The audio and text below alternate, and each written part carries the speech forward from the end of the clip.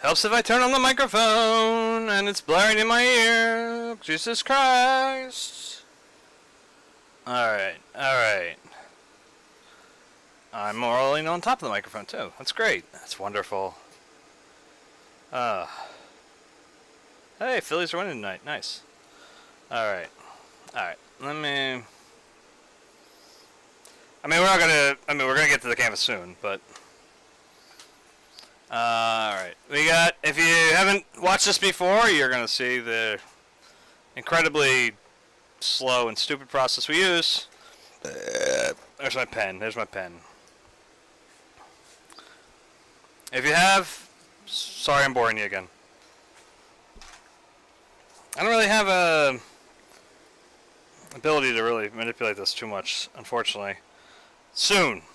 I figured I was talking with Lou, who commissioned the last painting, which you could see right back there. Looks like I'm like tickling the nipple or something, but I'm way away from it.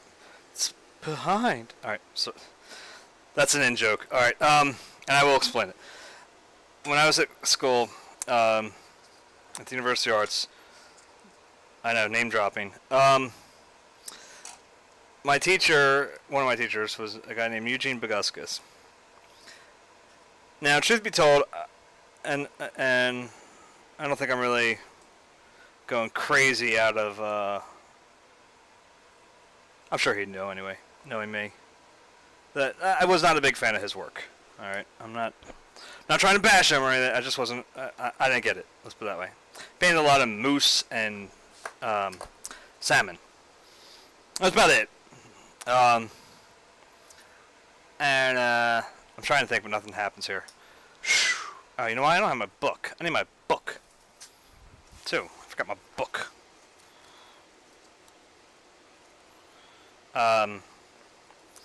Anyway, he had to... We used to say, though, that Boguskas belonged in a museum. We didn't think his work did. A lot of the students. So we'd say, but he belonged in a museum. Like, they should just hire him to just sit in a museum and tell his stories, because they were sometimes just fucking brilliant. Alright, so we're doing 11 and a half. There we go.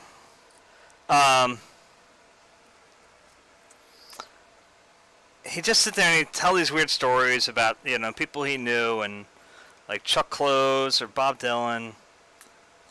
And no, I was not present for this. My buddy Davin was, though. And he's a very reliable source, so I'm not going to, like... I can hold him to his word on that one, this one. But, he was talking in Davin's class, and then at one point he just goes, "Oh my god, that elevator... that helicopter's going to crash into that building!" And then he goes, "But wait, it didn't. It went behind. Perspective!" I was like, okay, dude. And that was just the way Boguskas talked. I mean, it was just like one of those things. One of the best Boguskas lines that I've ever heard was, somebody vandalized my studio mate Kevin's, one of his drawings, my junior year. And, you know, understandably, Kevin was upset. He went and reported it to, you know, the powers that be. Damn it, I was... I'm a moron. Gotta go back through all these because I gotta put the halfway points at like the 3/4 parts or whatever. Okay. Let me sit down because I'm tired and old. I'm gonna belong in a museum soon telling stupid stories. Anyway. Eugene comes in to see it, and he sees the person had written Ozzy on the knuckles of a nude model. And, Eugene comes in, sees it, just goes, "You know what I'd like to do? I'd like to find this person, jam their head up their ass and set them loose on Broad Street." That was so beautiful. I think I did that right. You know what? I don't think I did that right. It's 11 and a half, so it'd be 5 3/4, right? It's the halfway point of 11 and a half, yeah. Okay, so I did do it right. Okay. I'm telling you, man, brain ain't working today. It is not working today. So, we're trying to half-assing that, right? So, So that's 9.5. So then we're gonna go up here to 5, and then we gotta get another quarter right about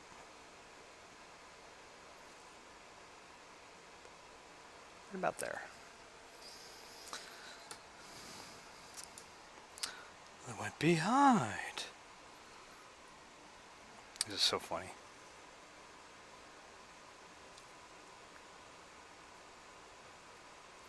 No, Amazon Music, you will be distracting me with this song. That's not gonna work. That's not gonna do it for me. Not gonna do it. Wouldn't be prudent at this juncture.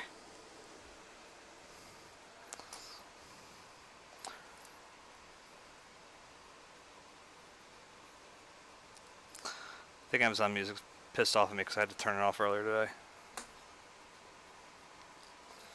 This is gonna give me all sorts of shitty stuff that I'm not really in the mood for.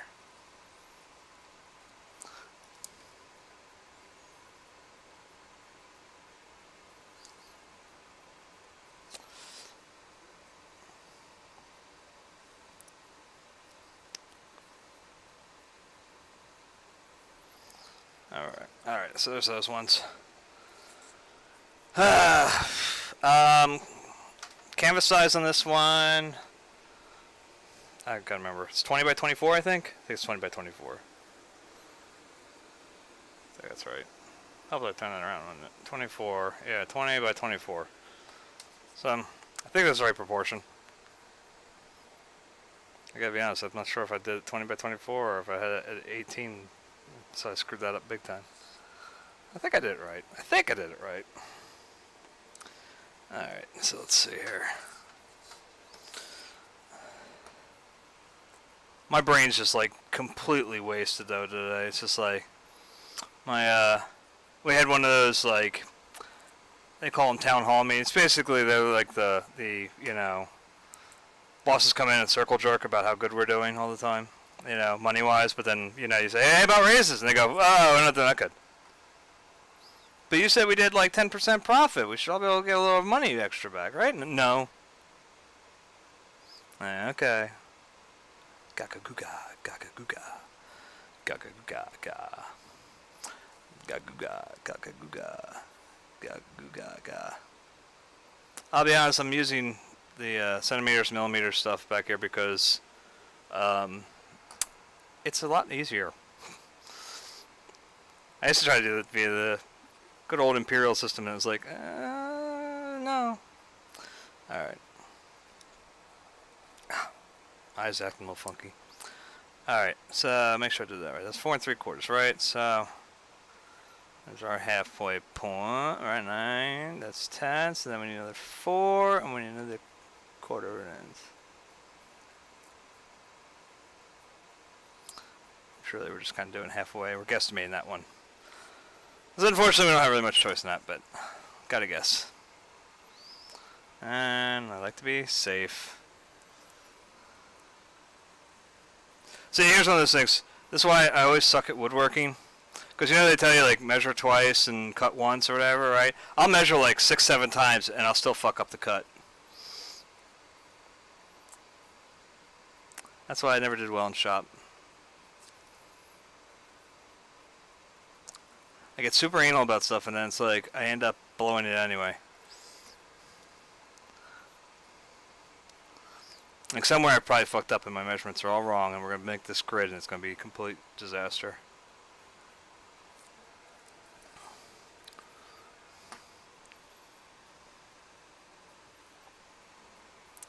I'll put all the business shit up too in a second. I was sort of smart today. I did get this thing loaded up onto Imgur. I still don't know how to say that.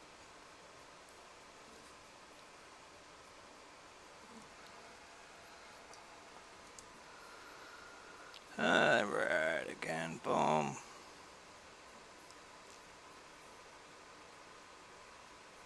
Gagaguga. Gagaguga. Gagaguga. Gagaguga. Gagaguga. And my old friend, my straight edge. Which goes to shit real fast when it's on this bumpy ass surface, but you know, whatever.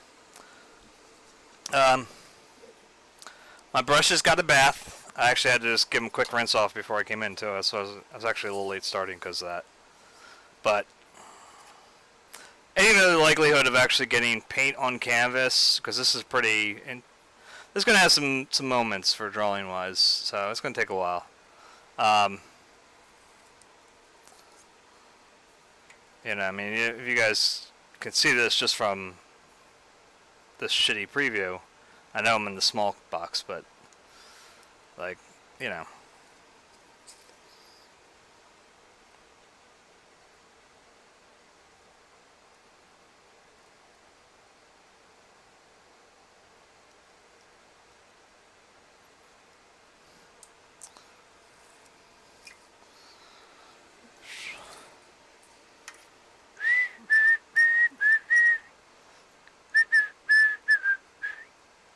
How lucky can one guy be? I kissed her and she kissed me. Like the fella once said, ain't that a kick in the head? The room was completely black. I hugged her and she hugged back. Like a sailor said, quote, ain't let a hole in the boat. My head keeps spinning. I go to sleep and keep grinning. If this is just the beginning, my life is gonna be beautiful. I've sunshine enough to spread. Alright, so we got that grid done. But we got to find our big grid, and I needed that way over here, which I forgot. In the head. And here's where our good old Imperial system, Imperial, works pretty well. Like, dude, it's not gonna be long. Like I said, I talked to Lou.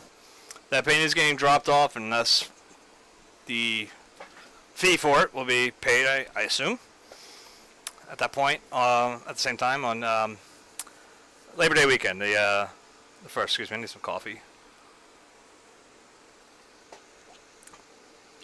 That's a painting bed block. Anyway,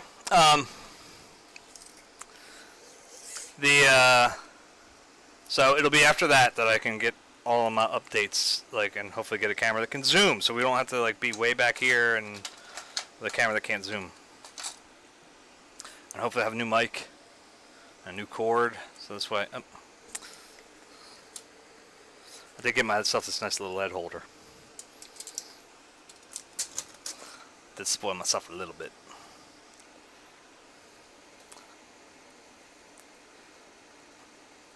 And I have backups. Like, I didn't realize how many I was ordering because there's a shit ton of like extra lead in there. So it's like really, god damn it, I'm doing it without. At least this is easy. Alright, half of 12 is easy, and half of 12 and 24 is easy. I wanna be around to pick up the pieces when somebody breaks your heart. Somebody twice as smart as I. Oh, I left the sharpener in my pants though. Who will swear to be true like you used to do with me?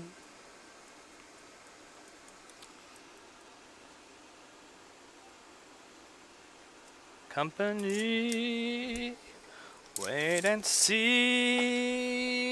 I wanna be around to see how it does it. Get up there. Tighten up. Straighten up and fly right, asshole. Alright. Oh, fine.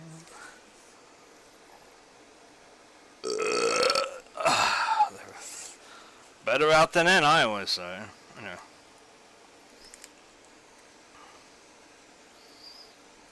Oh, did I just quote that? I did, didn't I?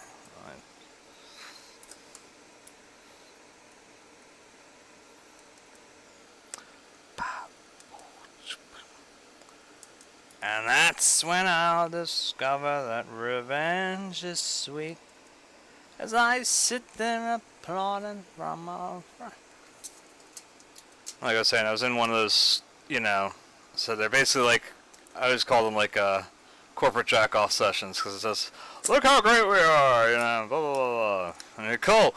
Why are we, one of the things that struck me, alright, I will say this, because this just killed me, was they're talking about how good we're doing, how number of orders that we're received, etc., blah, blah, from about the time I got hired, has doubled.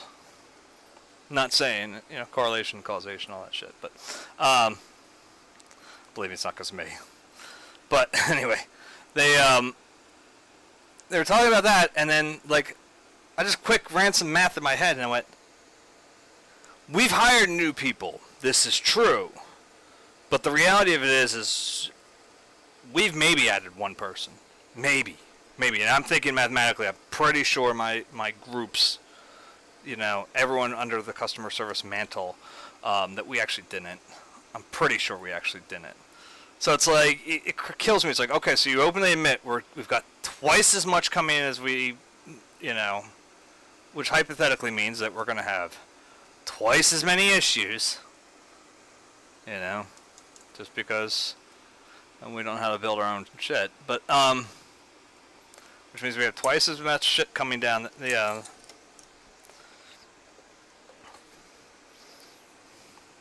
Now, there's a couple complications in doing it exactly like that, because when I started on this specific team that I'm on, they, it wasn't long after I started that they had a bunch of people go out on, like, medical leave. So they weren't allowed to fill those spots, so it's like, is that what, were we, you know, any I contend, but I cannot compete with your big fat friend.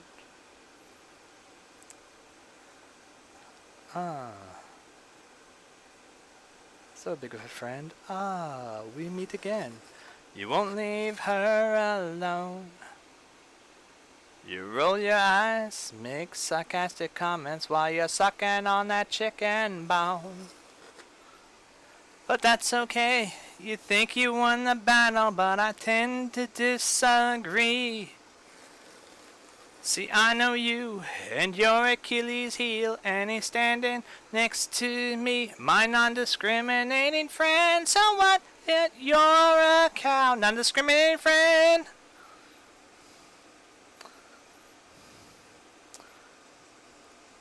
I know that he's no looker and he's had a couple rounds, but with every shot of Jaeger, hey, you lose a couple pounds.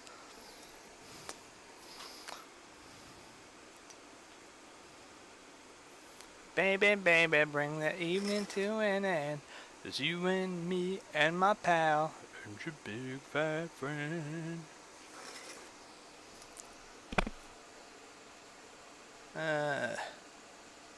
What are you doing? What are you doing? What are you doing?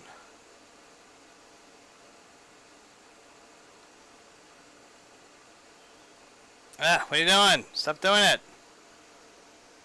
Stop it. Bad computer. Bad computer. Computer bad.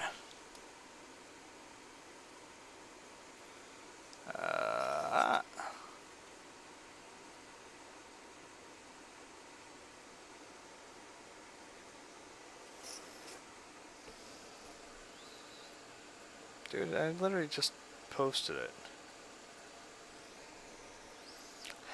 Wann kommt zu mein Herr?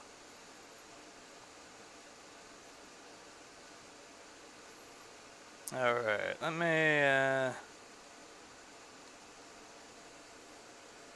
me, okay, make sure it's updated. Okay, God, it scares me every time it does it to me. Jesus Christ. Mein Heart. Alright, well, one thing about these is I do need to keep that pencil sharpener nearby, so let me go get it. Left the deck there. Hold on, I'm gonna take this off. I can't reach back that far.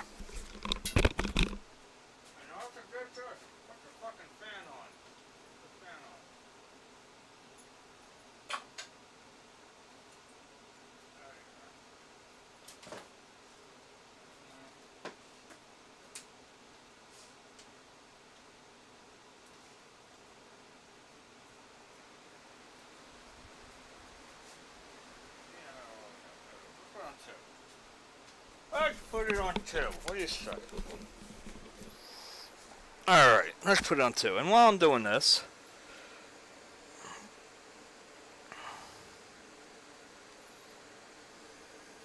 alright, now, how do I do this again? I gotta put it in here. I think that's it. I gotta release it a little bit. Alright, let's get that.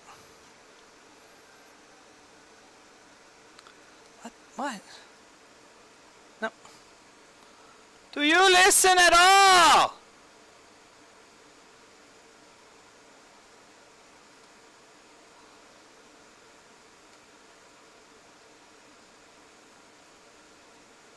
Alright, where's that?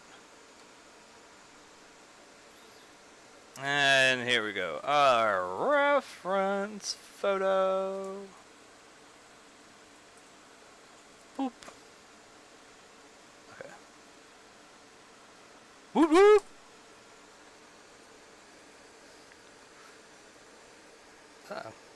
Thank you very much for the follow, man. TheWashCloth.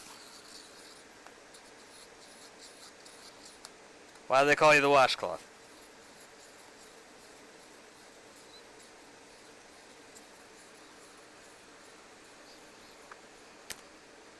Oh, what the shit? Uh-oh. I think I broke a piece off. Uh-oh.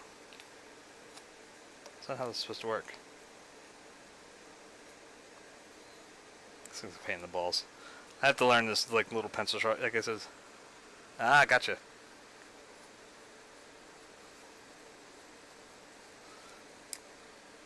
What the fuck? Did this the other night, and now I can't get it to work? Am I doing it the wrong way?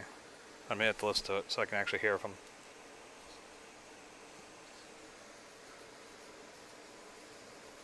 It's like an older thing. I did a little bit of drawing with this thing. It's like really nice. I really do like this thicker piece of lead. But damn, it's a pain in the balls to sharpen. Yeah, that ain't working. All right, let's do it a little faster way. Let's see if this will work. Where's my fucking razor blade? Alright, I don't know where my other razor blade is, but we'll just use the X-Acto knife and see how that works.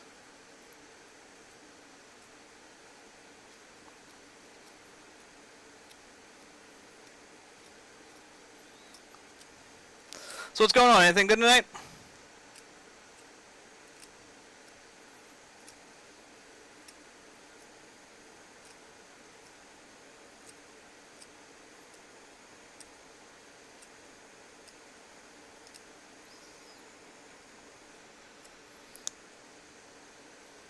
There we go.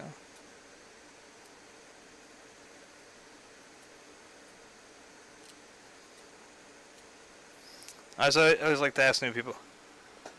Okay, there you go.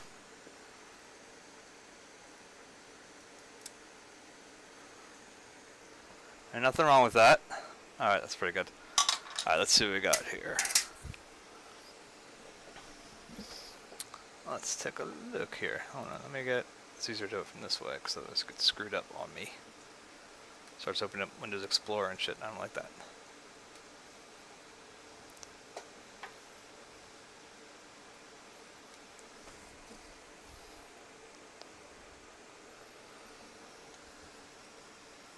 I better make sure it's muted too, because otherwise it gets screwy.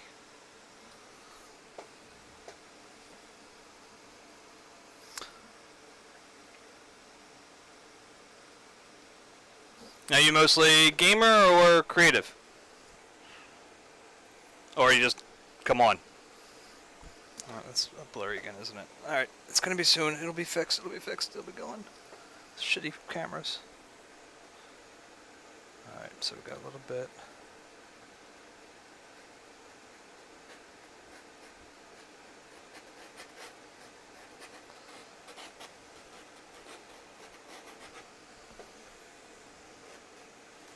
Alright, cuts in there.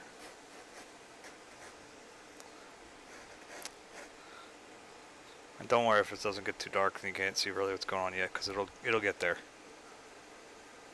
It's always about taking a little bit of time.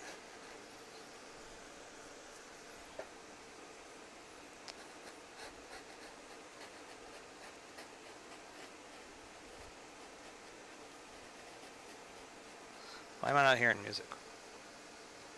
Oh, because I muted the whole... Oh, Jesus Christ. I'm like, why is all my music gone? I muted the whole goddamn computer. Ugh.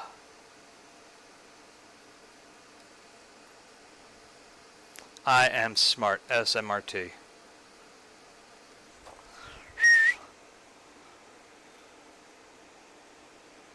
You know, my wife actually bought me pajama pants, like Simpsons pajama pants that say that.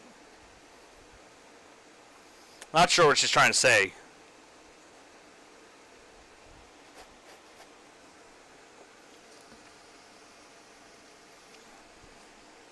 I had too loud again. God damn it. This fucking thing. Well, where are you from? If you're still watching.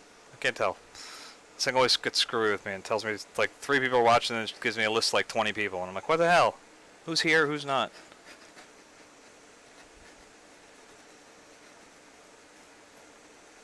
I always find it interesting to talk to people. Like where they're coming from. Like the other night we had some Canadians on. That was cool. I had Joe from England, if I'm not mistaken. And a bunch of folks from Chile the other night. That was cool.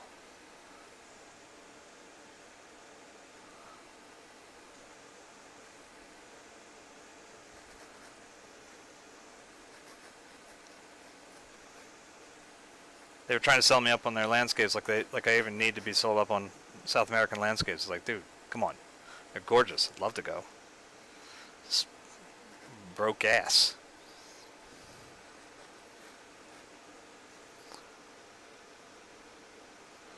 Okay, so it's like a little chip in the rock again over this way. So I can explain what this our next painting is, in case you click the photo. But this is actually if you've ever been to the Philadelphia Art Museum, it actually has a like a whole ceremonial Japanese tea house built in its Asian section of the museum. I wish I could say there's a lot more Japanese art than that too to go with it, but there's really not. But the tea house area is just awesome. It's usually where I end up like ending my trips to when I go there. Just like to sit down and chill in it, and a lot of times there's that like like very cool music going and stuff.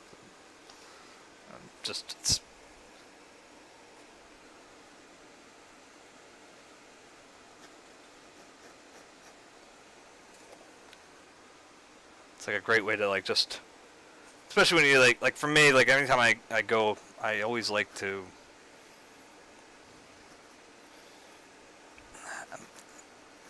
like it's for me when I go to a museum, it's a lot of times like it's borderline an emotional journey. Like it's not just looking at pictures. Like like I can't go through it like my wife does. Just, oh, that's nice, and just move on. It's like, for me, I'm going through all this stuff as I'm looking at different paintings and things, and especially with the Philadelphia Museum of Art, because at this point, they're all, like, old friends to me. So it's just, like, one of these things where it's like, okay, if I go up there, I can just kind of chill out at the very end of it, and it's very cool.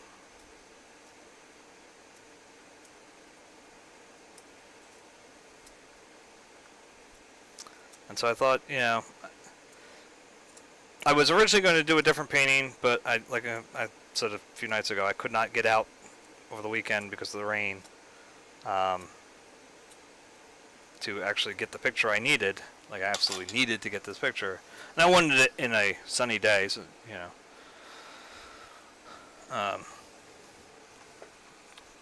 because something I actually have plans for outside of actually just normally showing it. Like, I probably am not going to actually show it when I do it, as stupid as that sounds. Where did I put it? Fuck, there it is. Okay. So I really need that one to be specific conditions, and so I was like, all right, well, they weren't here this weekend at all, so I was like, all right, I gotta come up with something. And I remember I had taken this picture a while back. I don't know why it was the first time I was compelled to take this picture either, because I've been there so many goddamn times. I was like, you know what? I want that Zen Fountain. And it's a super exciting story on the origin of what the hell we're painting right now. But everybody starts shouting too if the camera gets out of focus again, because it happens all the goddamn time.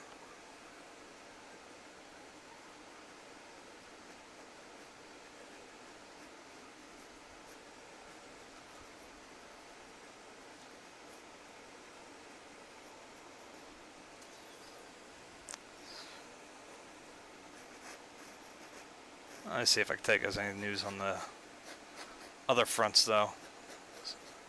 I did send out a little bit of a submission package. I don't know if it's really a full submission package to a gallery today. So it's a gallery in New York. So hopefully, you know, so I could show you the cross fingers if I put up the right hand, right?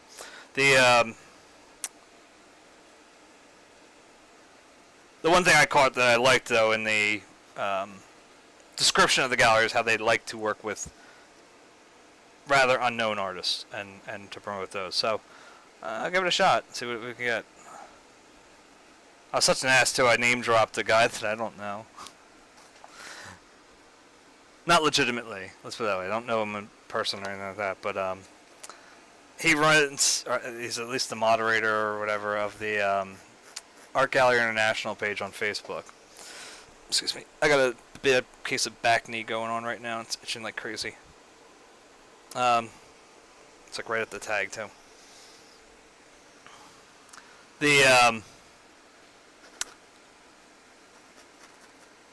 So I knew it was him who runs it, and he posted about how he's showing there. And then I saw it, and I started reading their description, like I said, and so they were like, "Oh, we like on up and coming." I'm like, "Okay, well, let's give it a shot."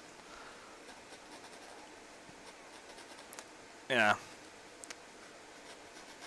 Tried to pad the artistic resume a little bit. I mean, not really. I mean, I just mentioned that I am part of the Chester County Art Association, and you know, I've been a member since October, and I show regularly with them and whatever.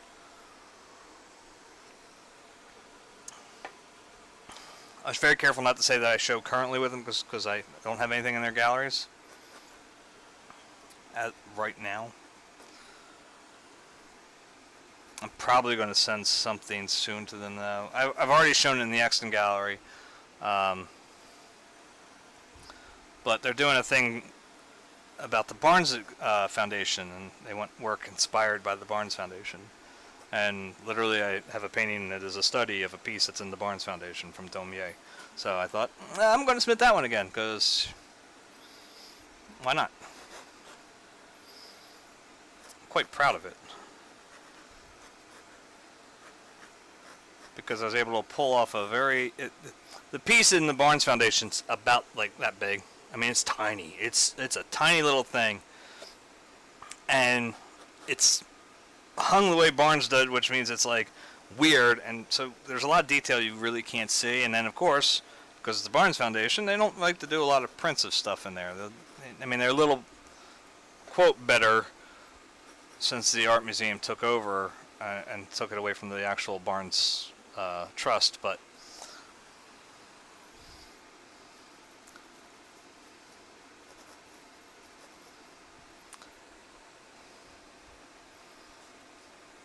if you ever want to see a weird,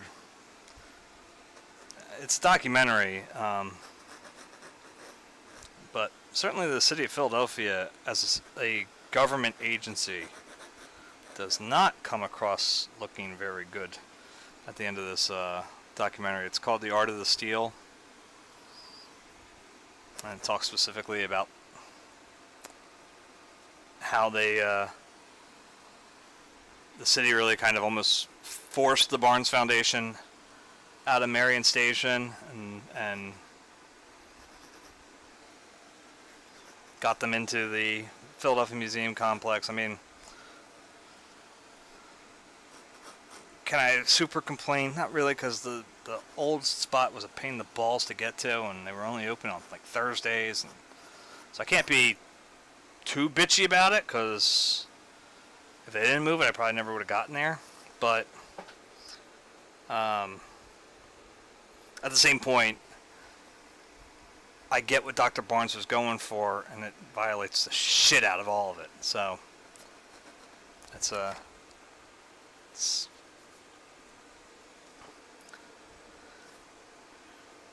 greedy me is like, yeah, I'm glad they moved it. Then there's, more artistic valid me, which goes, no, they shouldn't have moved it. He had a purpose behind it. Even if half that purpose was just to piss off the art museum.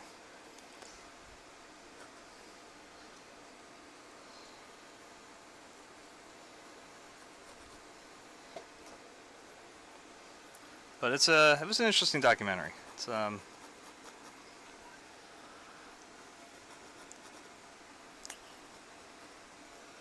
don't know if it's even still on Netflix, honestly. I first watched it on there, I think it was before my wife and I even decided to get cable in this house, so that was,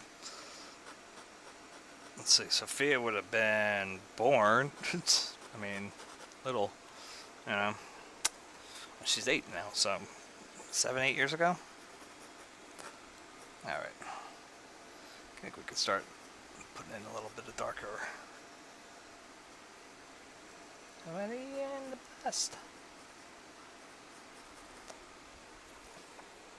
So, like I said, I submitted that. We'll see whether we get anything back from them.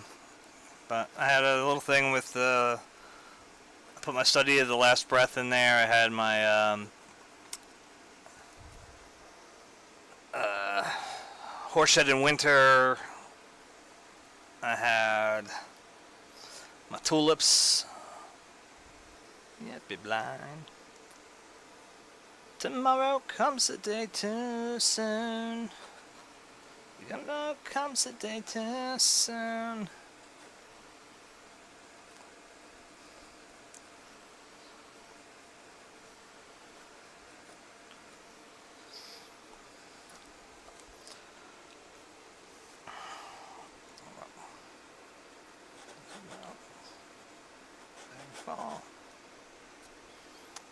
Alright, let's see where this was going. I left my home where the dead never roams. Well, let's be going like to here. You know, I think this went up too high. Like, it's really just on the edge of that frickin'.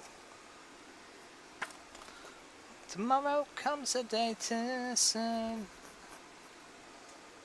Yeah, it's just like a little bit above, so we're just going to chop it up a little bit there.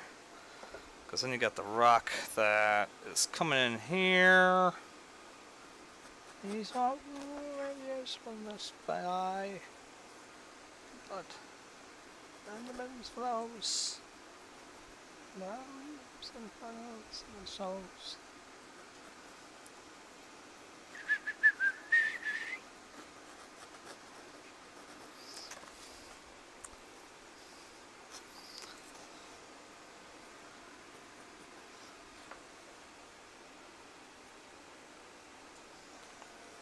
I think I've mentioned this. Well, I know I have, but my wife and I have been watching the show Hemlock Grove on Netflix for the past few weeks. Yeah, I mean, we're just about finished now. We are on the last season, and we are on the next episode we watch is the last episode.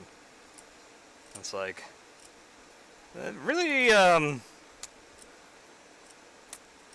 I can't quite figure out what the hell happened, because everything seemed to get, like, quickly wrapped up. Like, stupidly quickly wrapped up. And I'm trying to figure out why, because they knew that the third season was going to be their last season. The only thing I can come up with is that they kind of had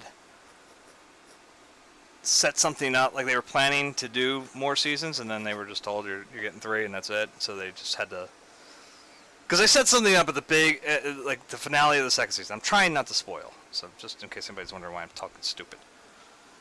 It's because I'm stupid first, and then because I'm trying not to spoil. They set something up, and we were like, okay, you know, cool, okay, we don't quite get it. Like, it was just very out of, like, nowhere sort of thing. Because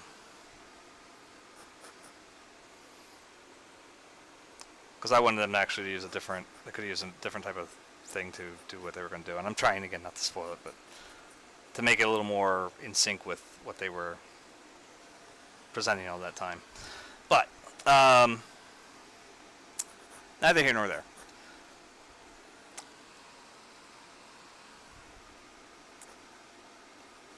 But, like, when they got to the resolution of that thing in the next season, it was just sort of like, okay, there you go.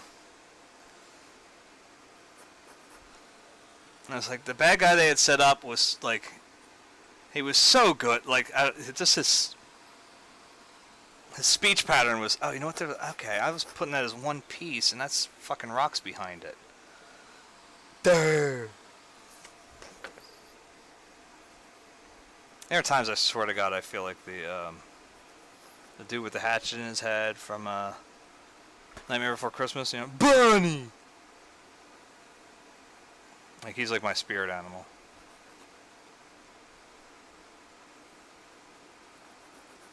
You know what, that's not that far out. That's screwing us up. That's a big screw up on us. Because that changes that whole lineup. Aha. There we go. That's much better. That's much better.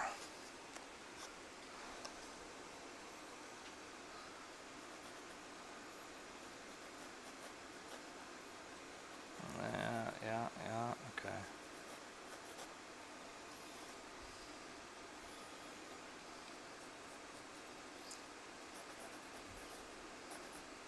It's funny, I get freaked out sometimes. I like, even though it's my own decision making that makes these grids and all this stuff.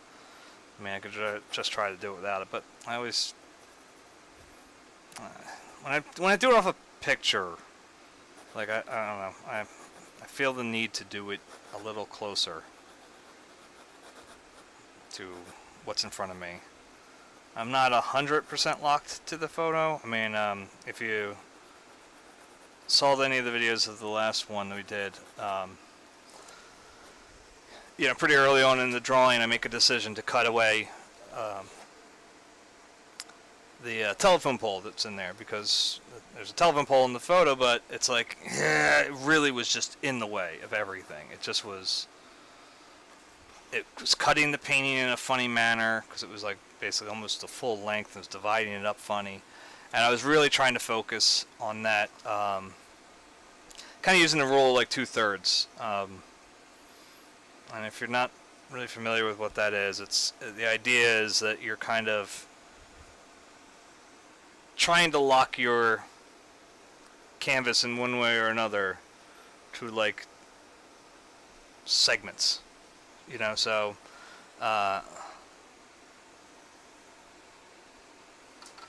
here to here, you know, you focus your main part, or, you know, same this way. So that's why, like, for this one, it's going to be much more in this design area that we're having the main center point. You know, obviously the fountain and the rocks around it are going to be the main focus. And then, you know, we'll have part of the building up here. We'll have some of this stuff over here. Like, but that's our shit, you know? And then everything else is just secondary to that. And we did a similar thing with the way the house was laid out. The house one really was like perfectly set up. I did that entirely by accident. It was like, wow, this really works just absolutely. Like, the tree worked right on the line. Well, it was over here, you know, and the house is over here, and like, it really split the photo perfectly. And I was like, well, if I put the frickin' telephone pole there, it ruins all of that. And I was like, well, so we're just cutting the telephone pole. And, you know, I have the feeling, and thankfully my gambit was correct, that Lou would not mind me cutting the telephone pole from his painting. Plus, then he had the wires feeding off, and you know, in the house and everything. It was just like it became messy. And it was like, I don't know. Deliver me in a black-winged bird.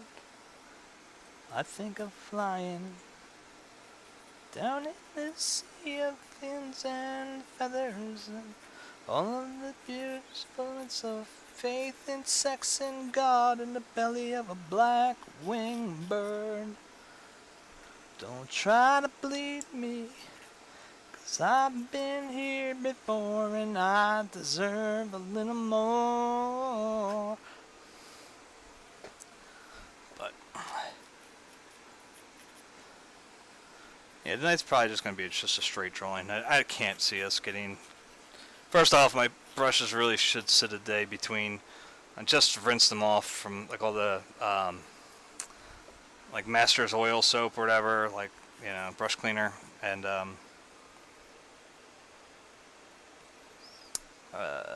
conditioner. Had them soaking overnight just to get them back to healthy status, because they were pretty rough by the end of that last painting, because I hadn't been cleaning the one before it, and so.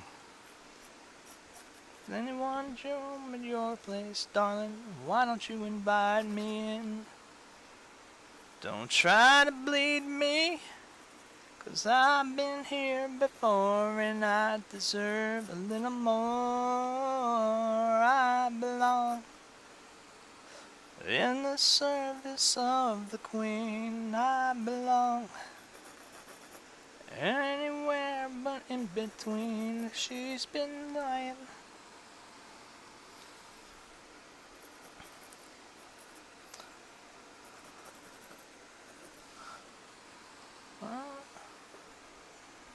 Yeah, what? One of the things I was trying to say though is I sometimes get freaked out when something starts lining up with this, because in my head I'm thinking about it being like a bad tangent, even though they're not. They're not tangents at all. Oh, you know, that's not even a whole rock. Look at that shit. It's again.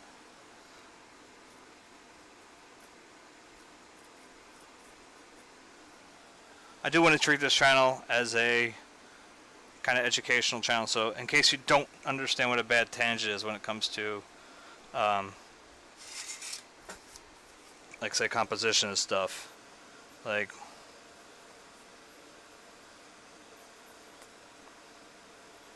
let's pretend,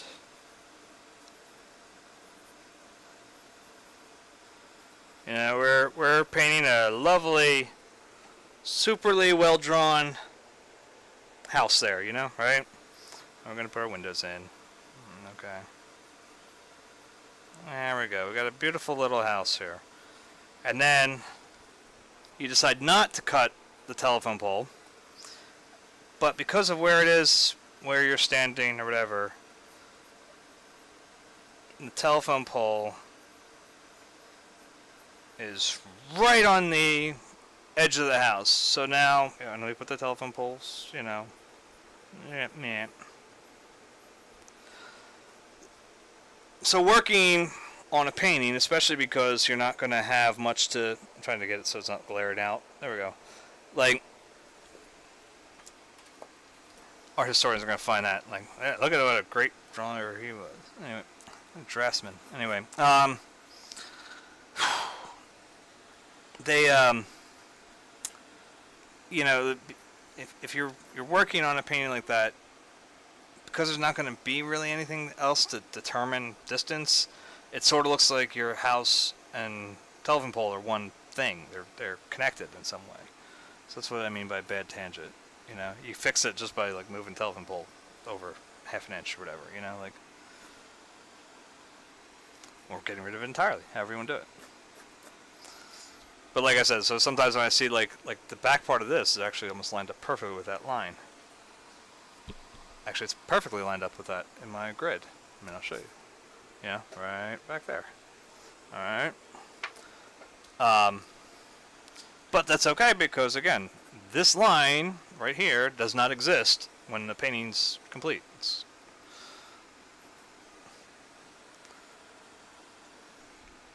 other than like maybe an occasional like, almost like a Cezanne, or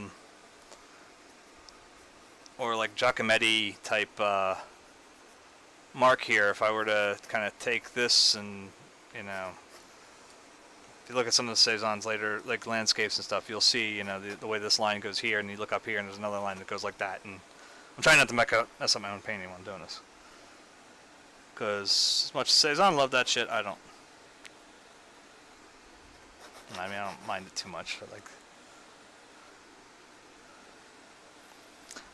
I'm always much more concerned about storytelling. So to me, sometimes it's not as much about, like, I like this. Like I said, I'd like to be able to be to the point where you can go to a place and say, oh, this is where, you know,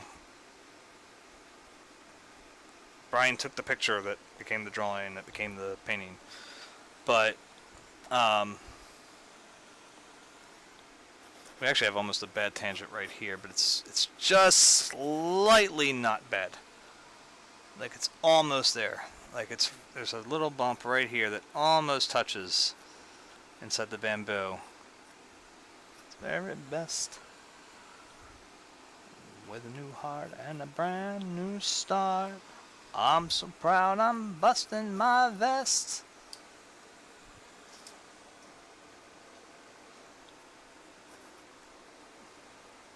Actually, there's almost like a Cezanne type thing right here, because right about, if you follow that line up from here to here, it's pretty much where you get the spout of the bamboo. Drip.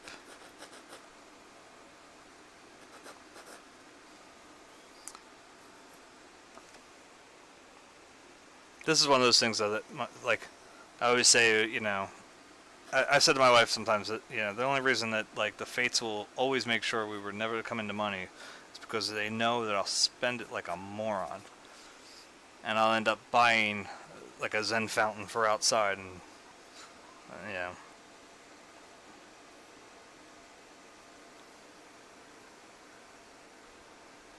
Oh, okay, wait a minute. Now, hold on.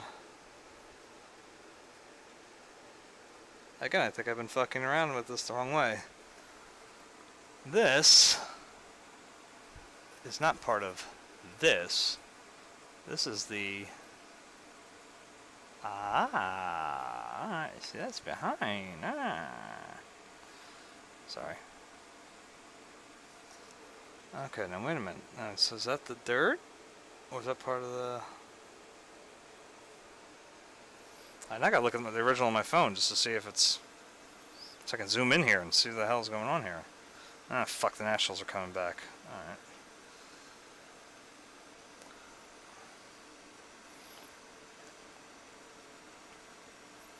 Alright, when the hell did I go to the museum last? There it is, there it is, there it is. May 29th, that's when the last one I went. Okay, let's look at the original.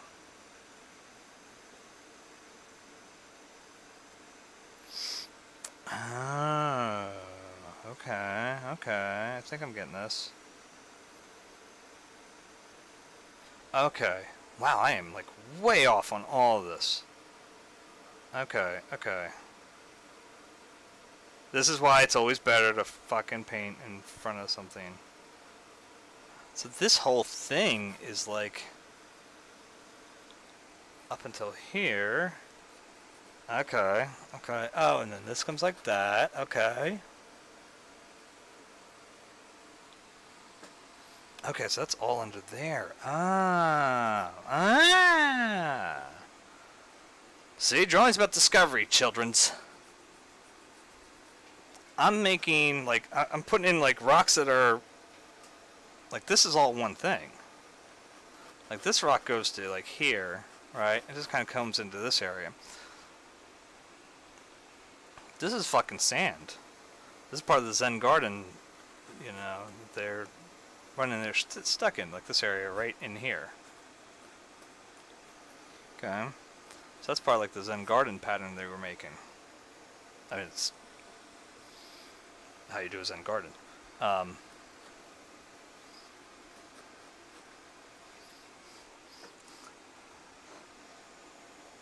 My wife used to have a little Zen garden. I bought her for Christmas one year. Like while we're still dating and stuff. This is like a, you know, kind of like, come see my world, kind of, you know. And she you know, she kept it. She didn't open it up until we actually moved in together. And it was like I said, a little tiny thing, like, you know, like a desk Zen garden. And she, you know, had in our living room or whatever. And my buddy Dan came over one time, like, oh, cool, Zen garden. And he just like takes a little rake in there and just starts. And my buddy to heaven just like, Jesus Christ, Dan. And he's like, what? He's like, why don't you just go up to one of Brian's paintings and be like, nice painting. And he's like, what? And he's like, that's like it's an artistic thing. You're not supposed to be just like, oh, I'm going to just smack over someone's fucking Zen garden.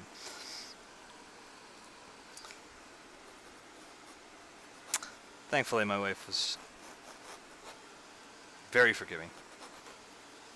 Had I done it, I got my ass whooped into like another.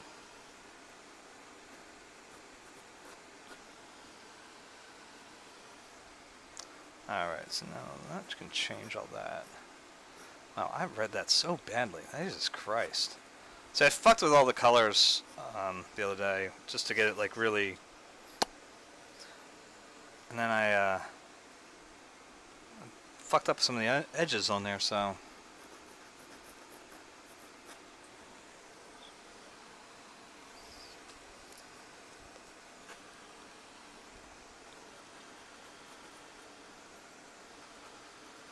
So there you go, guys. We were making nothing but bad tangents on that one because we were just reading the whole goddamn thing wrong.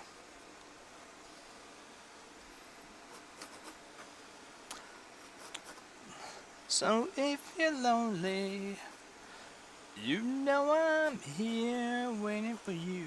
I'm just a crosshair. I'm just a shot away from you. And if you leave here, you leave me broken and shattered alive.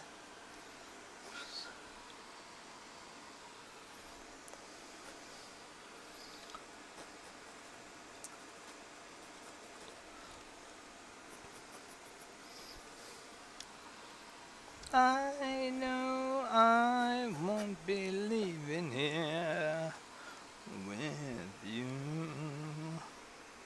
As I said, this is one of my favorite places to be at the museum.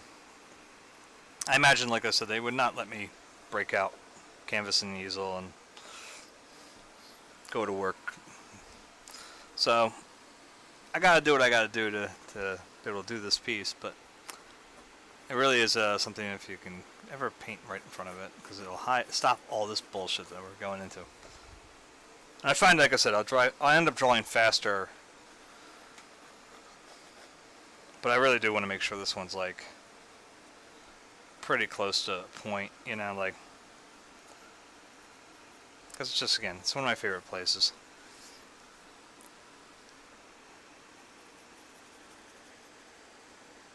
Yeah, the other night I was talking to my magic pony on here, and I mentioned how, like, when I go now and stand in front of Van Gogh's Rain, it's a little rough now. I mean, I love it, but there's a different connection now that I have to it that I wish I didn't, but I do. And so I find myself, you know, required to, all right, let me go run up to the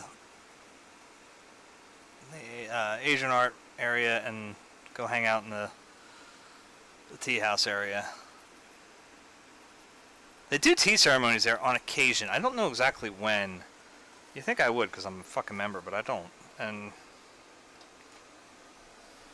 I'd really like to go see one. I think they also do it now.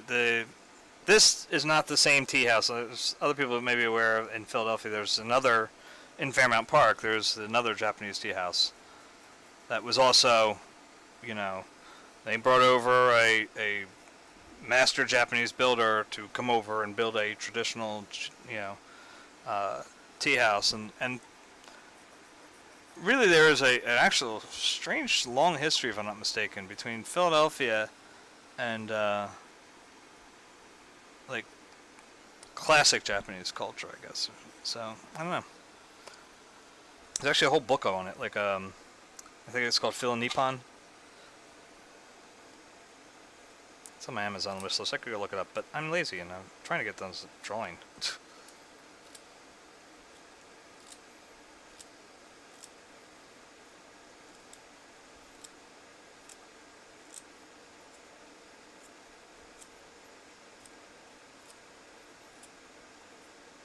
Look, I'm sure that pencil sharpener that I bought is really worthwhile, but I'm just having issues with it. So I'm not just gonna sit here with the fucking X-Acto and save my arm the hassle of going.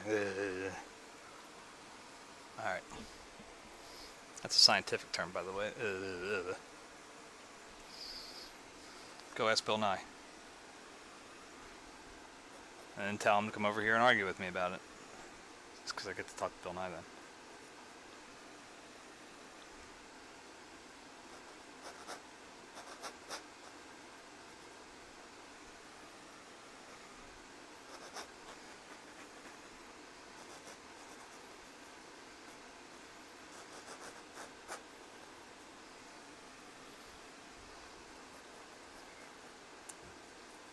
He'd probably come and argue. It's not a scientific term. I'd be like, I know, I just wanted to talk to you, that's all. Just, how are you?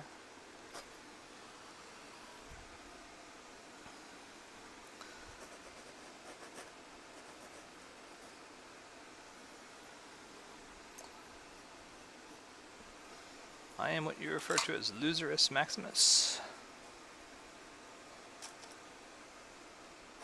You'd be like, stop making up shit.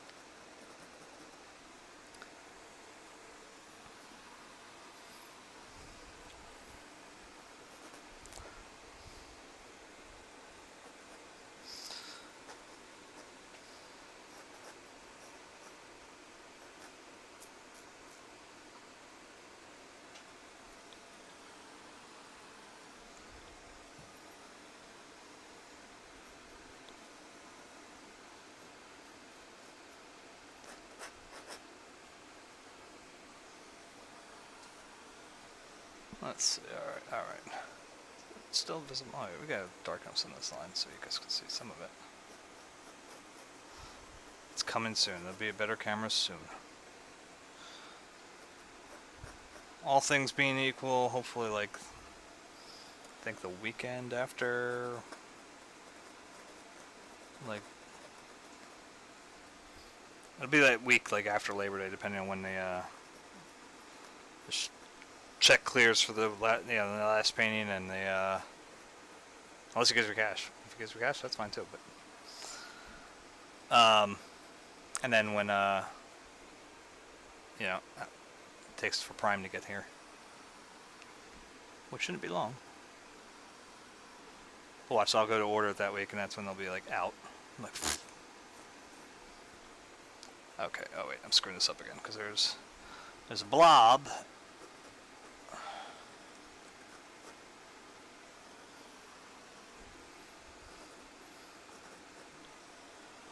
I know, I've gone on this rant before here.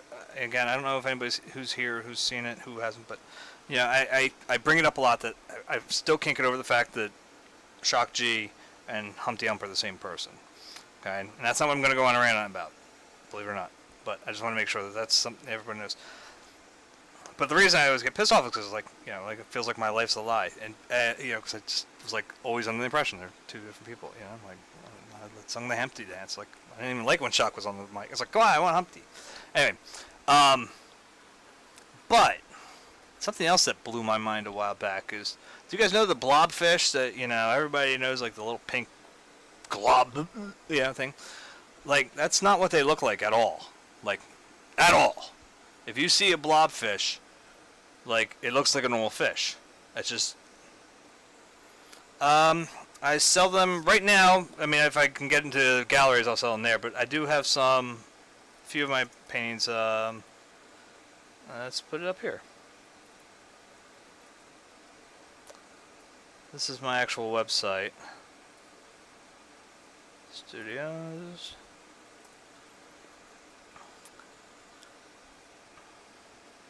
I think I have on the news part of it. Let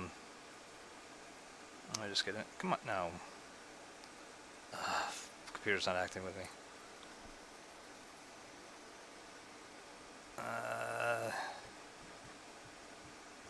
Yeah, right in that news section, there's a part that links right over to the original art, and there's right now only 9 of my paint. Well, 8 of them are up for sale. The one already sold.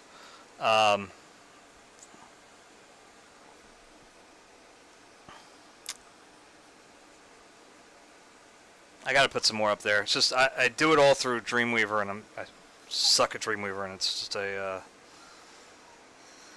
it's a hassle. So it's like I'm a notorious procrastinator of anything that causes me like even the slightest inconvenience. So it's like I gotta do this, but I'd much rather, you know, like shave my cats or something. Like, you know, I don't shave my cats. Don't worry. Jesus, they'd whoop my ass if I tried it.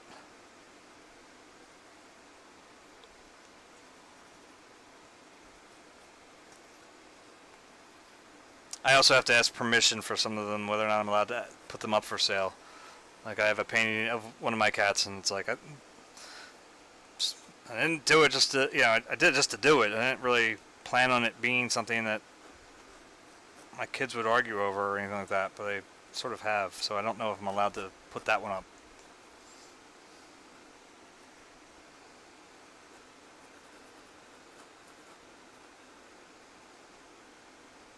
I might have to negotiate with them, because there was I had done a study of a Hiroshige print, and it's a cat looking out towards Fuji, and I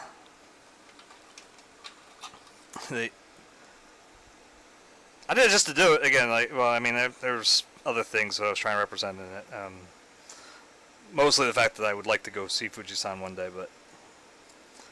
and at the time I made the decision to do this painting was a time I was still recovering from a very bad depression attack, so it was like a thing to hold on for, you know. But my kids loved the painting because there's this cute little cat in it, and so I tried to put it in a show one time. They're like, "No, you can't put it up, Daddy. We don't want you to sell it." Like, I did it to sell it. Like, it's done. If the shit sits in the house for too long, then eventually there's, you know, we run out of room. I'm just lucky I don't paint as fast as I used to at when I was in college, because I used to. This will be the 9th painting of this year, and if I was as fast as I was in college, this would have been, you know, this 9th painting would have been done probably in February. You know, like, or at least.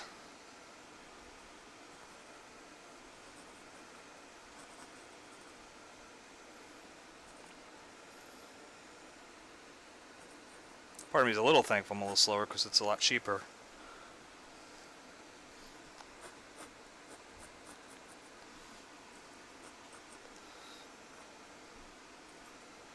Alright, we're going to have to make sure we know that this is like more of an upper area. Waiting for this moment to be free. Blackbird fly. Blackbird fly.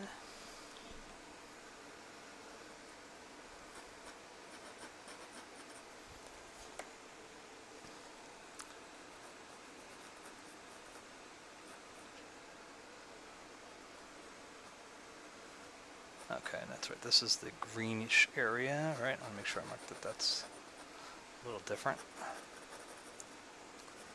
A little lip.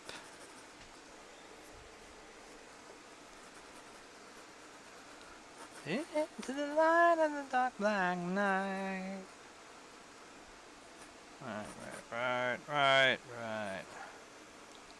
Okay, that's all there. Yes.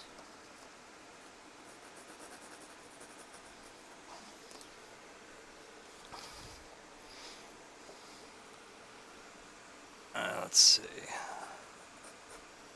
And if I should put this up too. If you guys, look, the paintings are expensive. I know that because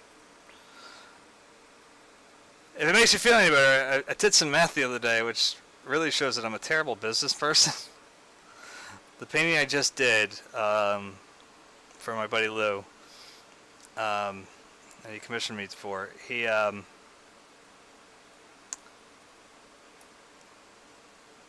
I should probably put what this is. Prints and other goodies.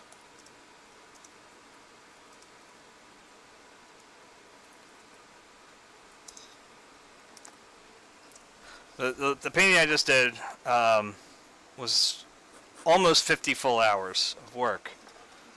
And I think I did the math behind it. Not counting supplies, not counting any of that stuff. Just hours of work. It's like just shy of $9 an hour. I was like, wow, I'm a horrible business person.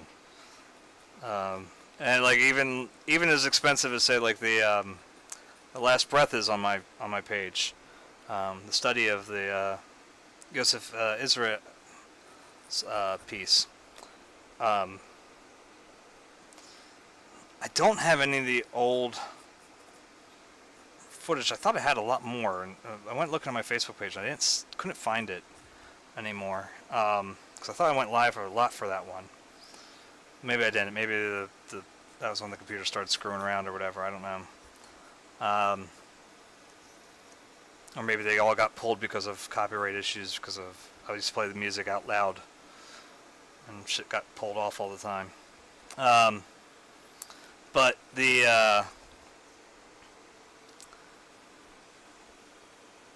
that painting was just a marathon. It took forever. There were like 4 or 5 times I thought I was going to finish it, and then like a section like this big, and I mean literally like that on the canvas, would take like 3.5 hours. Because it was just working and reworking and trying to get that color to match everything else in it, or like there's a section off to the right of that canvas where it's supposed to be like a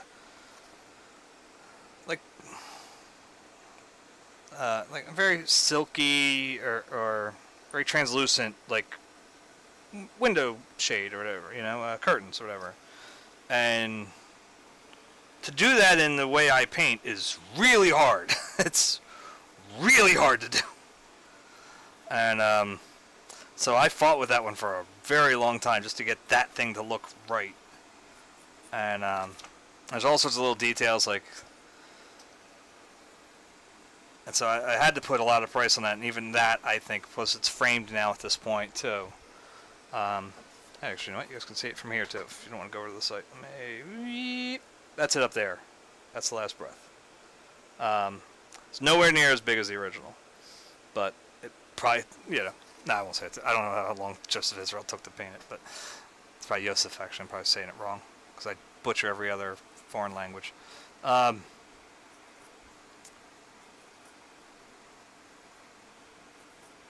That one, like I said, it was weeks of work. I had to keep pulling off because of the I worked at the Phillies at the time, so whenever the Phillies are in town, you're working there, and so when they were in town, I couldn't paint really unless it was on the weekend before a game in the night or whatever, and it was like I lost track of how many hours I spent on it, but it was a lot.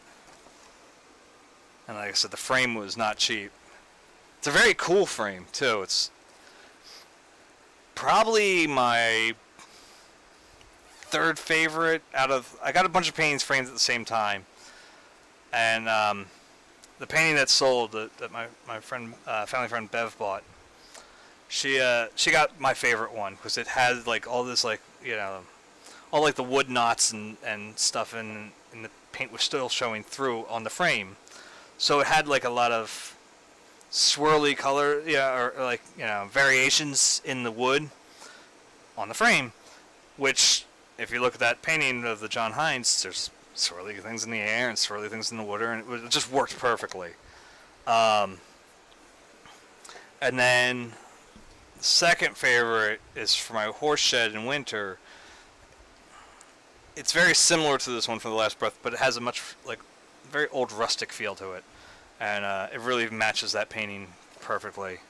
So those are like my two tops, and then The Last Breath. Again, I'm going to put it. I'm gonna make everybody sick. I don't know if you could see it from here. I see a little bit maybe on the right edge of it. I mean, I'm gonna make it big so if I can see it on your how you see it.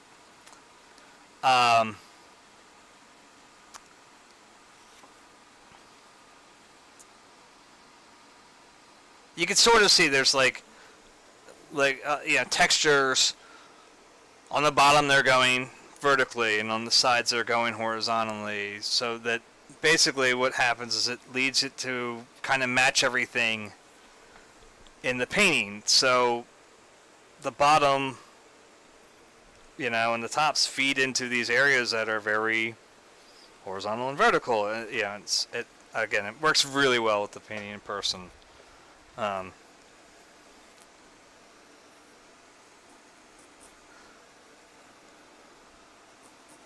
usually, truth be told, it's only when I start showing with the Chester County Art Association that I really decided to start like trying to frame before I put it up. I would do it on occasion, but I usually like to show unframed only because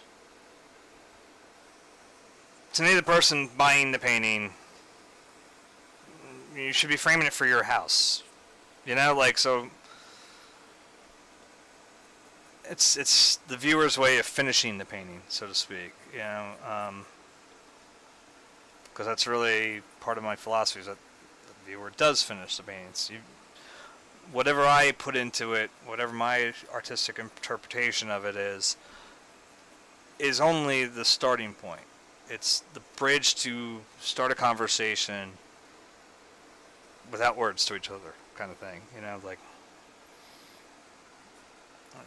It's my way to start talking to the viewer. It's why I tend to focus on figurative stuff rather than do something like abstraction, because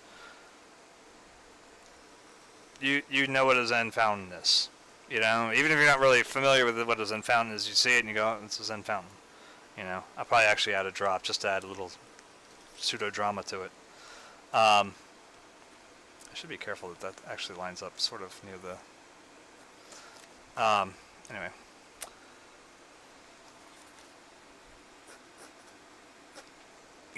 At the very least, if you didn't know what this was, if you've never seen one before, you know what rocks are. We have a place to start talking a little bit about the color and light that I will be meeting to talk about.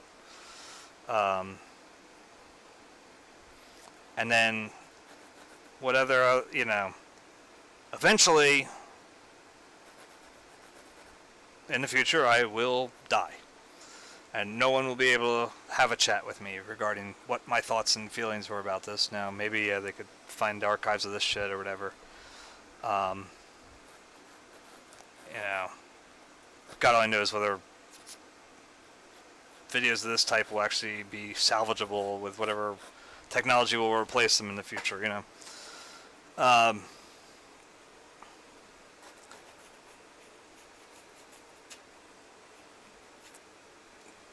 But so they may not understand, somebody looking at this, cross my fingers, in a museum like, 100 years from now, they may very well know what a, Zen Fountain is and everything, but they may not really understand where this one specifically is. Maybe the art museum takes it away to put it in the Brian Coates wing. Yeah, right. Anyway, just throwing it out there, Philadelphia Art Museum. Anyway, no. Um,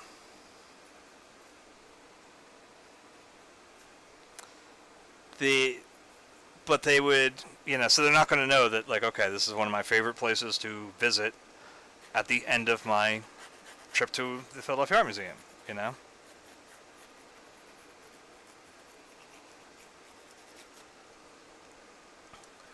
But they'll be able to start figuring out, like, okay, well, obviously it's a Zen Fountain, and so, well, what does that have to do with the artist? And, how does the viewer, when they're looking at that, react to it? And these are the spots where, again, like I said, I can have a conversation, sort of, with people potentially hundreds of years away from me, like, I can have a conversation with somebody that speaks no English whatsoever,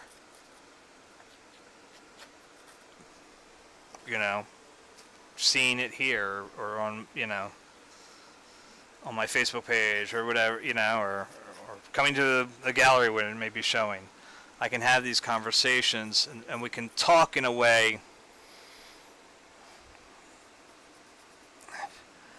I spoke about this a long time ago, but I liken it to if you travel somewhere that you don't speak the language, which for me is like anywhere. I barely speak English. I'm Philadelphian.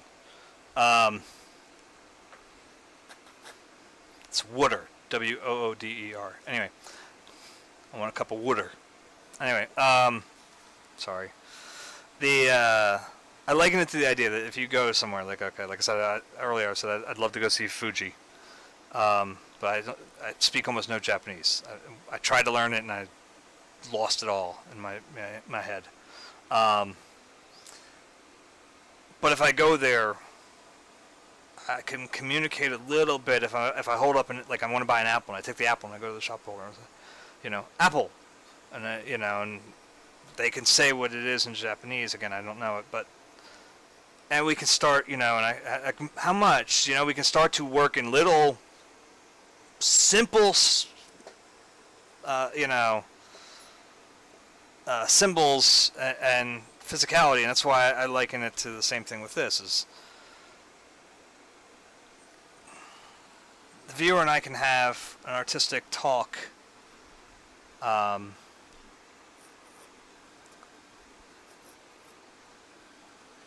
And I'm not trying. I don't want to ever sound like I ever bash abstract art. There's a great number of it that I do enjoy. It's just I find that some people take it as a quick and easy out. I knew a kid in school that most certainly he was half-assing his way just through to get a painting degree, because he had already gotten kicked out of the illustration department, so he figured he'd go the exact opposite way. And instead of illustration departments always focused on, like, trying to get, even if you're doing cartoony, they wanted to be realistic cartoony, which is weird, but and so he got booted out of there, so I think he went the other way and was like, I'm going to make all sorts of crazy wacko stuff, and they'll just accept it because it's the painting department, because the University of Arts, the painting department had a reputation for being a little flaky. Thank you for the follow, too. But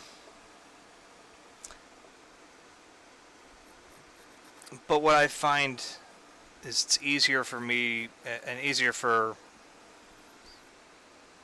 I guess, communicating a specific idea, is if we have a subject matter that is at least recognizable.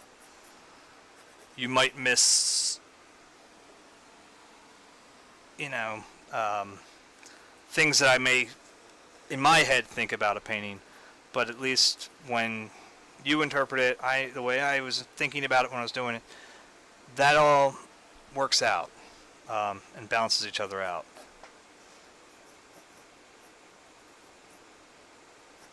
I was talking to again Joe House. I hope I'm saying that right, Joe, if you're watching. The other night we were talking about my tulips and the way that I view them versus the way I think a lot of people, like a lot of my friends, I think view them as, oh, they're pretty tulips. Okay. Um, First, the first painting I'd done in a few years. I kind of sealed myself off. Yeah, I'll piss off a lot of fanboys. I kind of did what Luke Skywalker did in The Last Jedi, where he cut himself off from the Force. I'd cut myself off from art for a while, after the death of a friend of mine, because I found out about it in here. And it caused some issues later on. And so when I finally was able to bring myself to paint again, those tulips were the first thing. And they were kind of chosen for two reasons. The first was, it was a relatively easy subject matter, so I wouldn't feel pressure to not fail, or whatever. Like, if they were going to be easy to do, I mean, or so I thought. They actually would end up being a pain in the ass, but all the leaves and shit back there. But they were also chosen because of how much like fire the actual flowers looked to me. And so when I looked at the weeds that are back there in the garden, and when I look at the the leaves of the tulips too, the way they're all twisting in together, felt a lot like what I was dealing with, and the way that I was looking at art to burn all that shit away. So it was like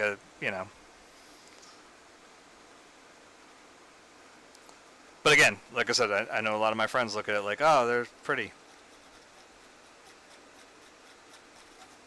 And that's where it stops. And that's okay. It's not, it's not ideal, but, whatever. That's okay.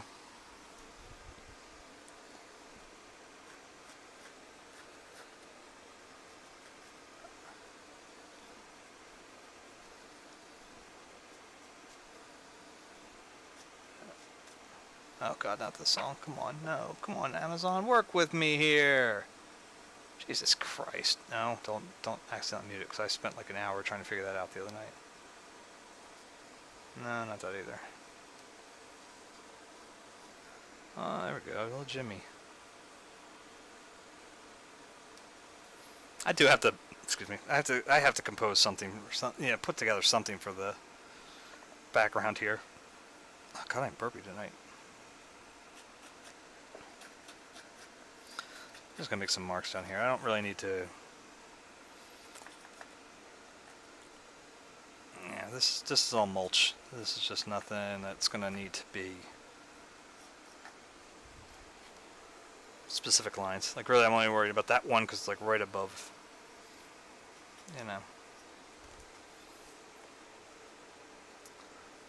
The red house over yonder. That's where my baby stays. Alrighty.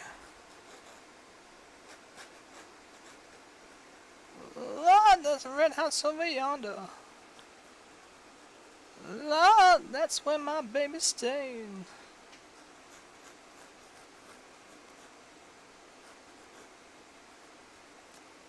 I ain't been home to see my baby in 99 and 1/2 days.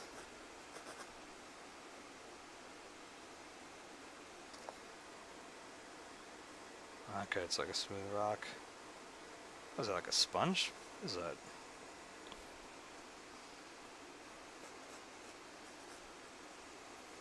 Again, I think I screwed myself over in a couple spots when like I said, I took the original photo off my phone, and then I cranked around with it on, the simple like phone editor, just to jack up the contrast a little bit, hypothetically to sharpen the image. I think it's worked against me in every single point here, because I keep misinterpreting things, and that's alright. I still got my guitar. Look out now.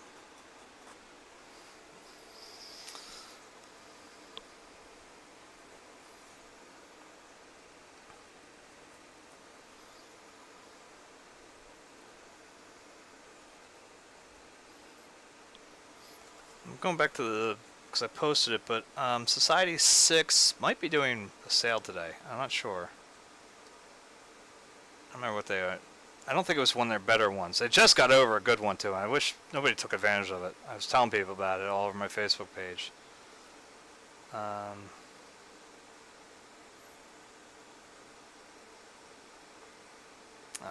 you're not gonna.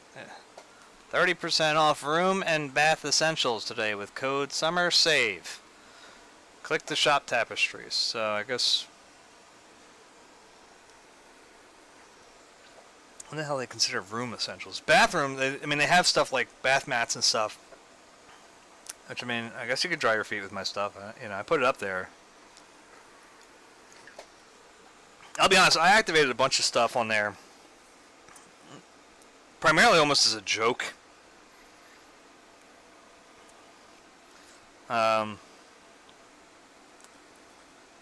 Like, there's a lot of stuff that was activated with my self-portrait from last year.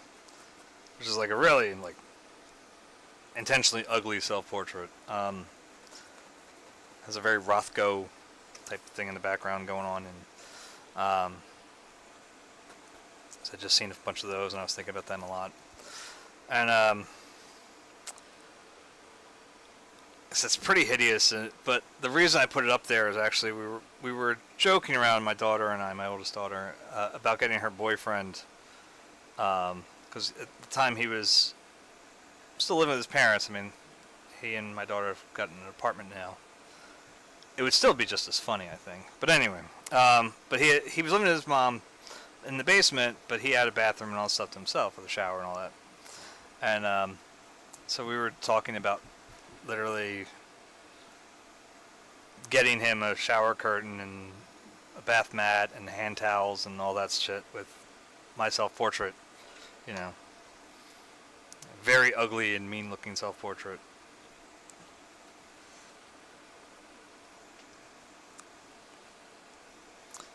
But then I was like, that's really cruel. And now they've added like this big, like they have like these big wooden panel things you can do. Like they're like, you know, they can be like 3 foot by 3 foot, and there's each would be 1 foot panel or whatever, you know, and so it's 9 panels, and it make up your drawing or your painting or whatever. And I thought about getting that, to put that in their apartment, just to remind them I'm here.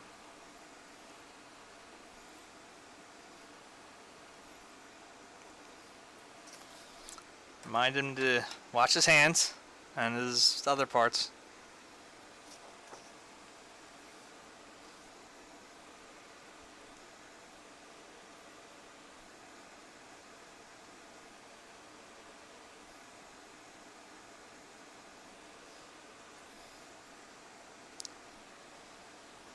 See, what I should have done though is I should have made sure I got him in the car one time with me.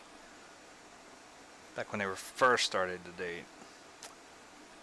Because now he's heard about this trick, and I can't do it to him now. I used to like to drive around with a bowling ball in my trunk. Or anything heavy, just something that would roll. One time I did it with like 2-gallon jugs of like washer fluid. Like windshield wiper fluid or whatever. And you know, you drive around with them, and then you just jam the brakes on real quick for whatever, you know. Like, don't do it dangerously, you know, just stop in the middle of a highway or anything, but you just jam the brakes on, and then you hear thunk, you know, in the trunk, and then you just go, God damn, I gotta bury that body.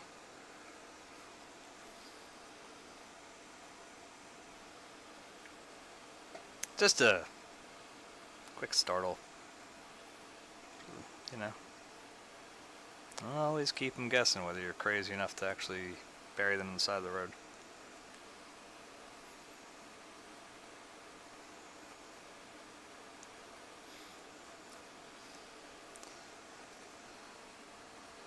And unfortunately now he also knows that I actually think he's okay, and it's like I can't really pull these jokes off anymore. Well, I have something planned. We're going to the Renaissance Fair next month, PA Renaissance Fair, and he's supposed to be coming with us. I hope he does, because I got something at least sort of funny planned.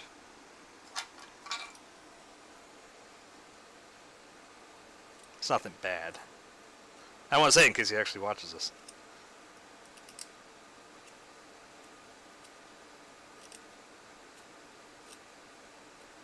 If he's watching this, though, it means he's not practicing his Rocket League. 'Cause I haven't been on there in a while, but he's supposed to practice so we can... When I get back on my PS4 account, I can play with him.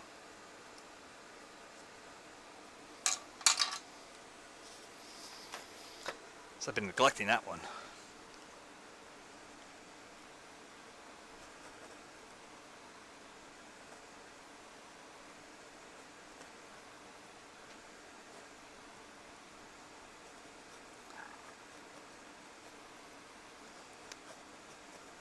I should put this up too. I have all these things I should always remember to put up, and I always forget. No. Touchscreen fucking laptop doesn't do what I want it to do. Let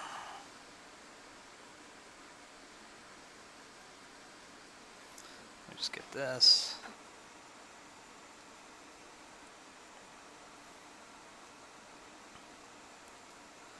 There are archives of previous Twitch things on here, right there. Like I said, I hope that doesn't log everybody into my... Everyone goes in and starts changing my videos. Yeah, they're not smart anyway. They're not good. Just don't mess with my son's Overwatch and Fortnite things. Just get pissed off.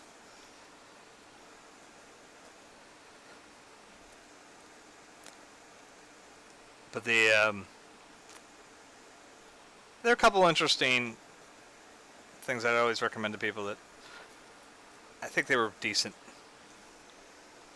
These episodes, I don't... What are these? I don't know how they're... What, like, the right terminology is. I mean, they're streams, obviously, but, like... Sessions? I don't know. Whatever. I kind of enjoyed the Let's Draw a Bit one. That was pretty... I thought that was kind of informative. Thought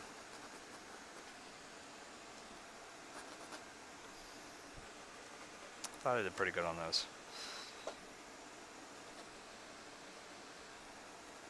So I keep saying I want this channel to be, you know, more focused on teaching art, and or not even really teaching, but like being something where maybe people create alongside of me, you know.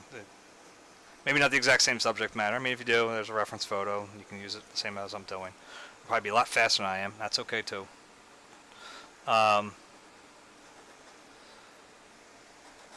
then I end up jabbering on about bullshit, and then I forget to talk about things I'm doing. But I think that Let's Draw a Bit I did pretty good in keeping it focused.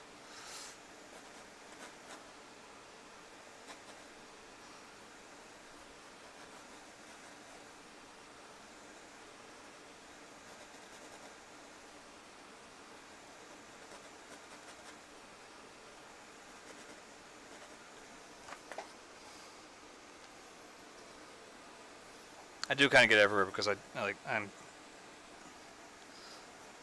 was finally diagnosed last year with ADD, so like I actually didn't need them to do that though, because I had stumbled on something on one of my Facebook memories the other day that like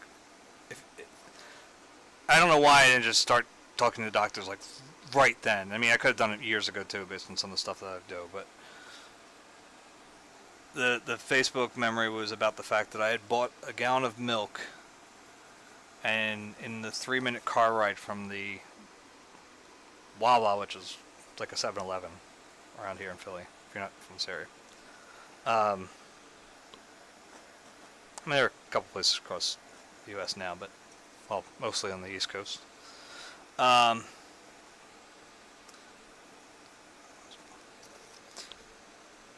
But in the 3-minute car ride from the Wawa to here, I had forgotten that I bought milk. And I didn't remember that I bought milk until the next morning when, similar to my joke that I would have pulled, I had to jam the brakes and I see the gallon of milk go boom, boom, boom, boom, over in the passenger seat stairwell, or well, or whatever. And I was like, oh, that's disgusting. Because it was like summertime, obviously. It was It was the other day. So it had been sitting overnight in like 90-degree weather, and I was like, holy shit, that's like super ADD. That's like literally like, I just did this thing and I don't recall it at all. Yeah, there was no moment in the night before where I went, oh god, I bought milk, and I ran outside, or nothing. It was gone in my head. And the medicines I'm on now, the doctors were very clear to make sure they don't water me down. Like they want to make me functioning, because I'd gotten pretty bad. But they're trying to also make sure that they balance me to a point of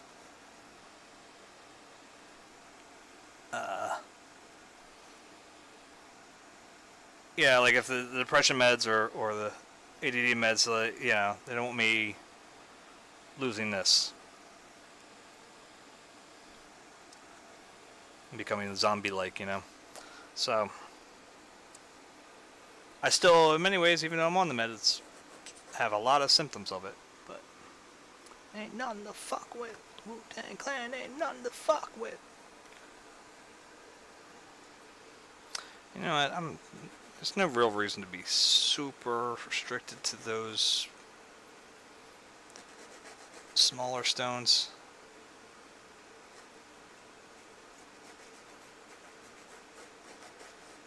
I know what? I'm off on the angle there too. That's a wrong angle. There we go. That's a little better. Okay. There we go. That's better. That's better. Yeah.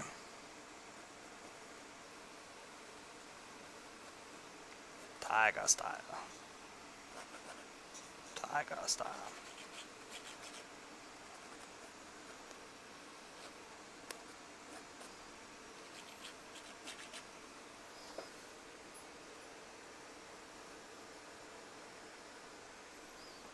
Alright.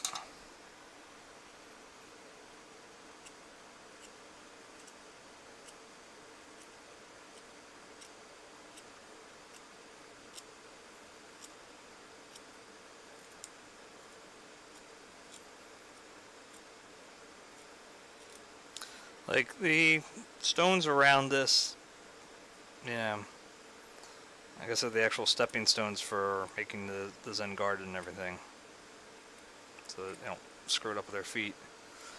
They're important. These little stones, I think we're just gonna kind of like, there's stones here, you know, they're a little bigger, this one's a little smaller, there you go. If we get too caught up in that shit later on, especially, it's gonna destroy us.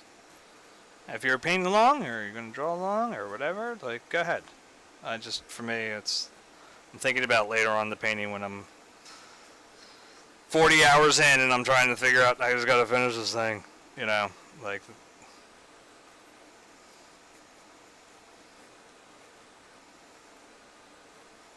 I was by the end of Monday night's stream, because I went longer than I should have, and I was staying up to finish that damn painting, man, and by the end of it, it's a good painting.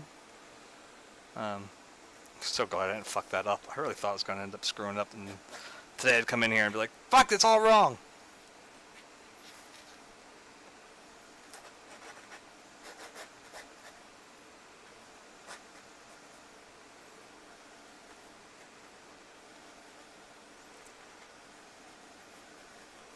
My buddy Lou commissioned it too, scared the shit out of me because he wasn't commenting or liking or anything on Facebook, and then after I posted, I'm like, oh shit, tell me he hates the fucking thing, tell me he thinks it's disgusting, oh god, what do I do? I'm like, oh god damn it. I mean, his wife liked it, I guess technically that's all that really matters, because if the wife likes something in the house, that's usually when you get it, like, you know, like, oh okay, you know. I was scared shitless.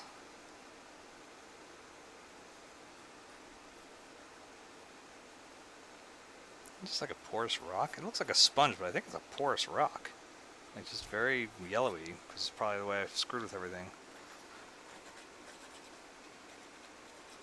Alright, it dips under there and comes back up just at the last minute.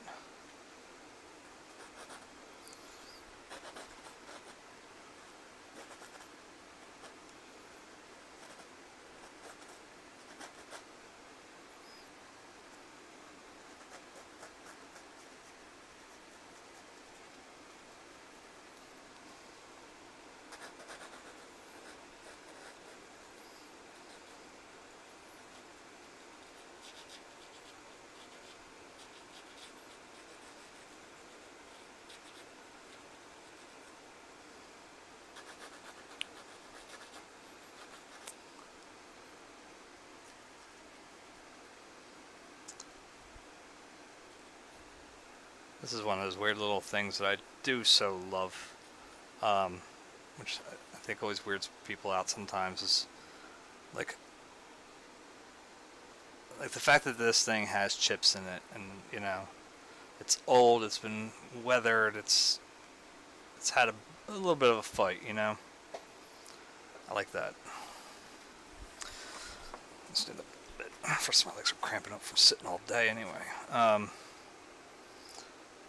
The one downside is I would normally just adjust this canvas and bring it up with me, but I know that causes more complications with the camera than it will cause good things for it, so I'm just going to leave it for now.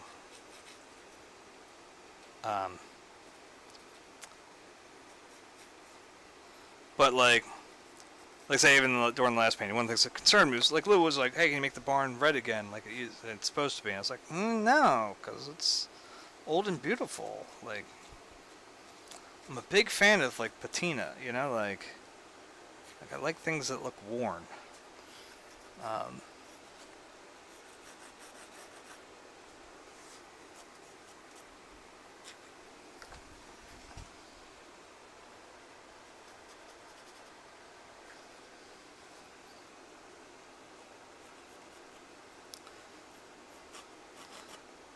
Yeah, so one of the reasons why I almost sort of stopped doing portraiture was because I was always concerned about how the person sitting would view my portrait of them.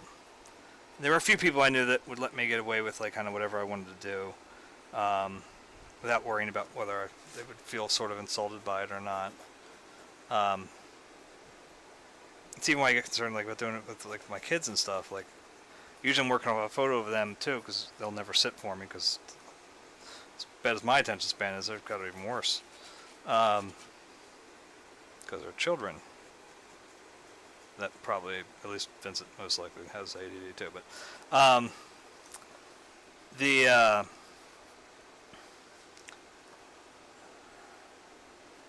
but you know, I would like to show almost like more the flaws than the, you know, idealized version a person may see of themselves. And so that's why like my family used to make fun of me for doing so many self-portraits, but it was like, I can be ugly to myself, you know, I can treat myself really badly in them, you know, and I don't get offended by it. Whereas like sometimes, man, especially if it's for like someone wants me to paint a family member or something, or draw like whatever. I mean, like I was doing commissions for a while,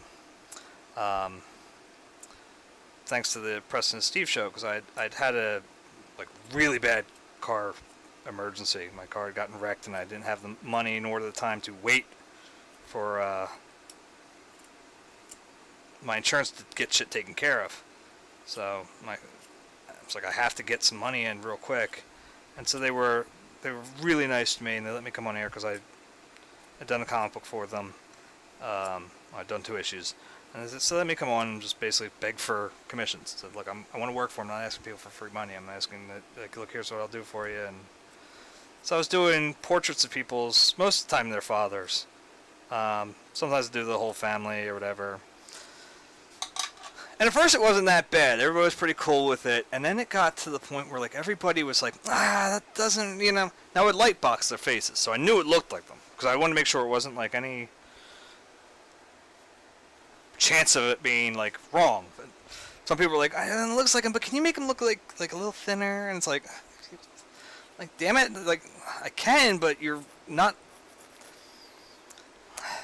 To me, you're not then. I don't know. You're not paying me to draw your husband, father, whatever. You're paying me to do somebody else that you want me to name as your husband or father. Like, I don't know. Like,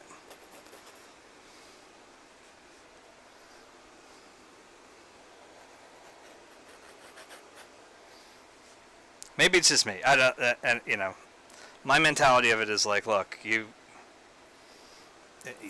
love somebody, then you should be loving all their flaws and shit too. I mean, I most certainly do with my wife, and there's no way in hell she doesn't at least sort of enjoy my faults, because there's no way she'd stick around this long if she didn't. Because I'm loaded with them.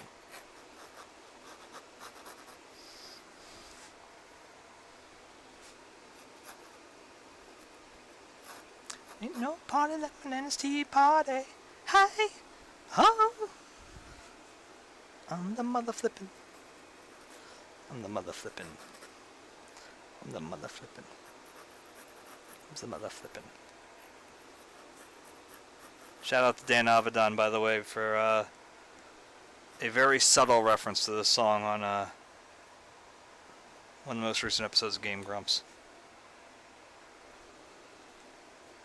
I think he tried to sneak it past everybody, but I caught on to it, Dan.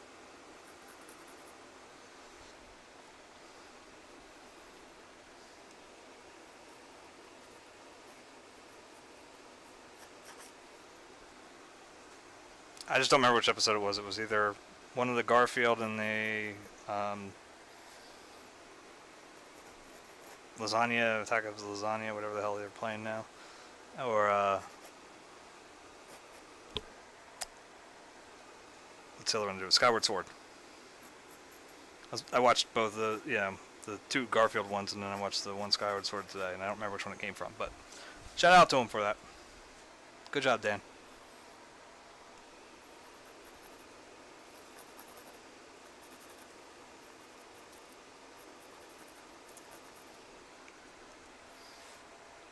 Anyway, going back to what I was talking about. So, like I said, it got to the point where I didn't want to do anybody's portraits anymore, because it was like, what I want to show in you probably don't, like, I don't know, there's a lot of people that don't want to see. And I don't like idealizing anything. If anything, I'm going to ugly it up on purpose.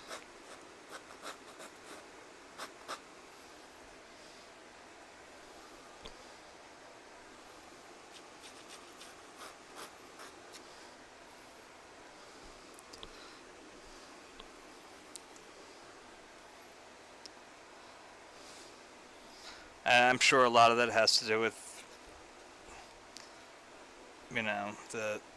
just given the fact of who I've chosen as, I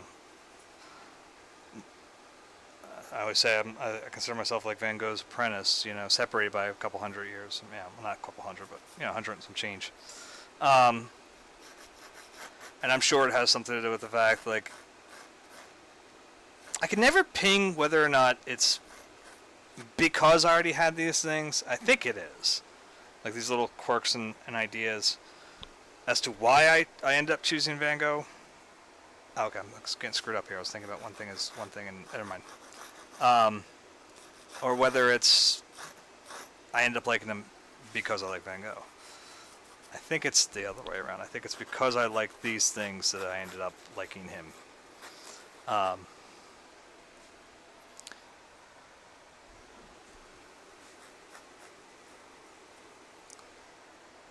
But like I look at Van Gogh's Peasants even from from like The Hague and stuff, and it's like fucking I love them. Like Potato Eaters, I think is a gorgeous painting. I think it's beautiful, and these people are, most people would say, probably some of the ugliest people on the planet. And I think they're gorgeous. I think they're absolutely like just. I'm talking as they are, exactly as they are. I find them to be beautiful. Yeah, and all the studies he did up to that, I find all of them to be beautiful people with their crooked noses and their, like crooked eyes and stuff. It's just beautiful. You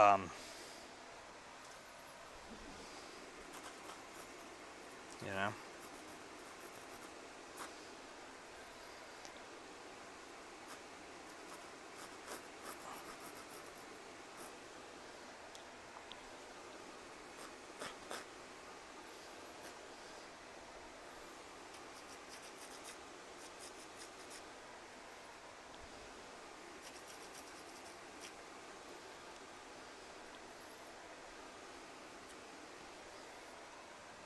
And so, like I said, It used to piss me off when I got to the point where, like I said, I started getting so many people asking me to, can you make me look a little thinner? Can you do this so I don't, my husband doesn't look so fat? Like, can you do? And I was like, oh, I'm done. I'm just done. I started just turning people down. I'm like, all right, well, you know what?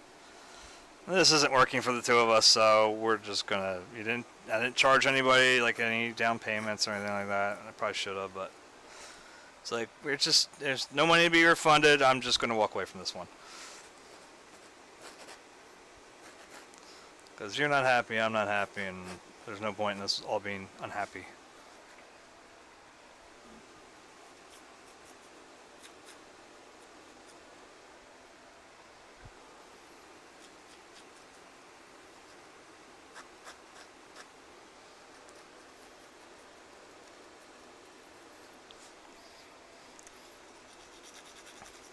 So I'm kind of digging, like, my one buddy commissioned me to do, well, actually, two of my buddies commissioned me to do their dogs. My one's friend, his dog had just died. My other friend just wanted one of his dog. Um, she's still alive and well. But I don't mind those commissions at all. As I did with my portrait of my cat, it's like, you know what? Pet portraits are kind of easy. Because if you're not 100% accurate with the dog or whatever, like, even the owner, if you're, you know, you're slightly off, they're not even going to notice. I mean, as long as you get the major characteristics down, where if they got a patch of white, where's that patch of white? If you get that down, you get, maybe the tweak of their nose, especially with dogs. Dogs, you got to do the nose. You got to worry about the nose. Dogs' noses are like fingerprints. They're very unique. But you didn't know that. It's a stupid fact that won't leave my head for some reason. I forget a shit ton of art history facts, but damn it all, I remember the fucking dog's nose. It was unique. When certain paintings are made? Nope, can't tell you that anymore, but...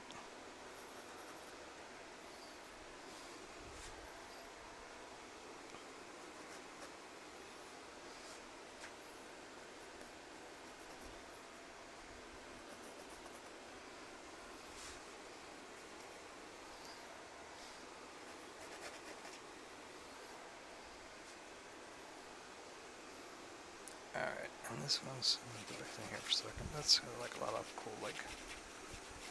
This frog's got like some character to it.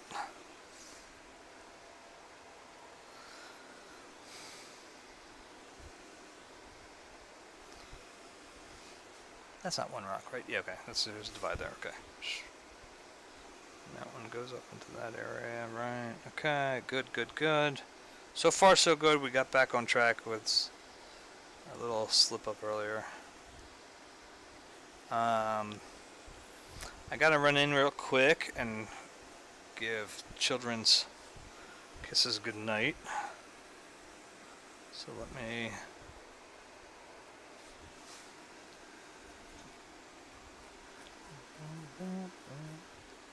Dude, this hasn't played this in a very long time. Holy shit. Maggot Brain. Oh my god. I don't remember the last time Amazon Music played Maggot Brain for me. Jesus. Alright. So I'm going to pause it because I don't want to miss out on it either. This is a great thing to see live. If you ever get a chance to see George Clinton in Parliament, when they do Maggot Brain, Jesus, amazing. Alright, so let me put my Be Right Back on. I gotta do this real quick. Be right back.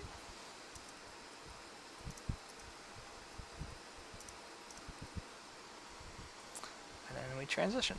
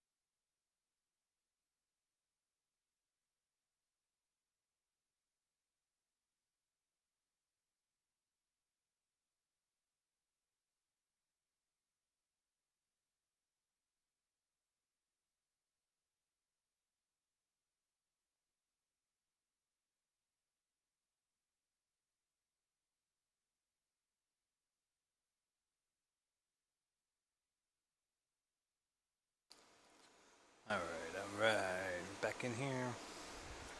There we go. Oh, and I gotta put my music back on. Now your brain is so good. Jesus Christ.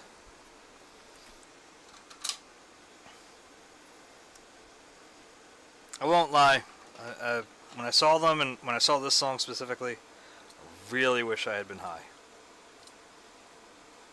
Because I imagine if you were high, this song just blows your fucking mind. Blows my mind in, sober state. I can just imagine.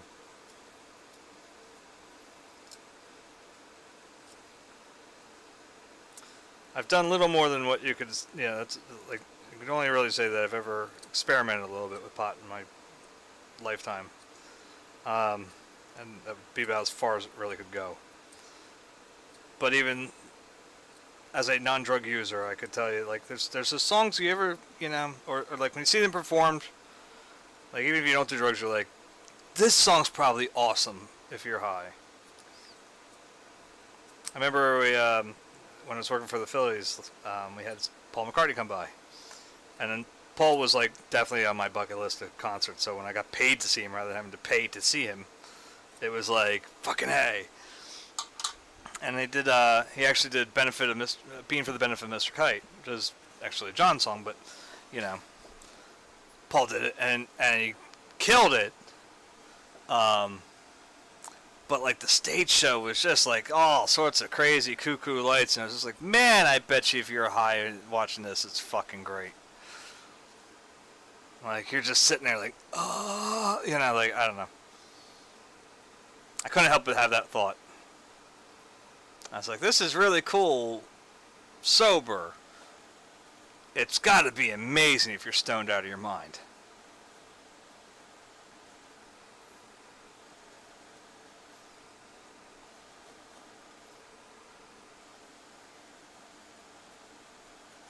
Don't do drugs, kids, unless you're going to, like, a really cool show. Anyway, no.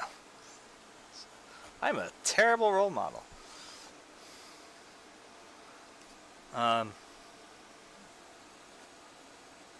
They let me have children. Can you believe that? Anyway.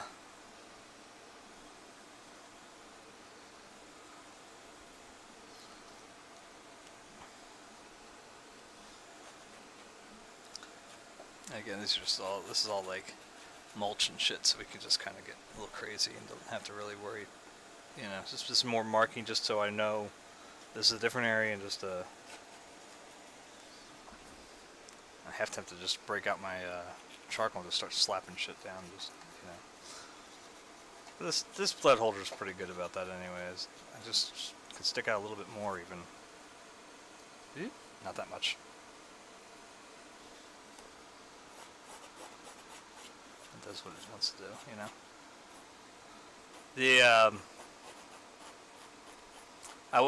we had Roger Waters doing the wall the one year. I was like, that was another one. I was like, I bet you if you're blasted, this was just an amazing show. I mean, it was a great show. It was a really good one. I'll certainly take him over. So, like, we've had Bruce Springsteen way too many times. And if you're a Bruce Springsteen fan, God bless you. My cousins are. I don't like him. And I especially don't like him when you're working, because the one time he went to, like, I guess it was one of his longest shows, might have been his longest show, at Citizens Bank Park. It was like 3.5 hours or something crazy. It just went on forever. And I'm sorry, I see Springsteen as one of those guys where I can't really tell what song's what if you're not, like, super actively paying attention. It's kind of like AC/DC. If you're not really actively listening to what it, actually digging through his words and trying to figure out what song it is, like, I just see Bruce as somebody Bruce has his slow song and he has his fast song, and that's about where it stops to me, in my head.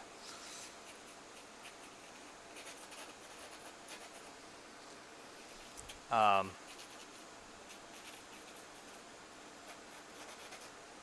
I just lost Bruce as a follower. No, I'm just kidding.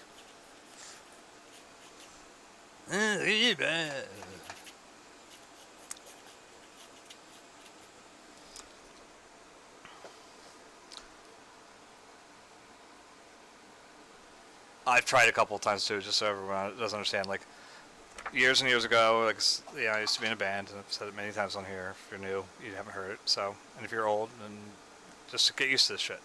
Um, like as far as followers go, the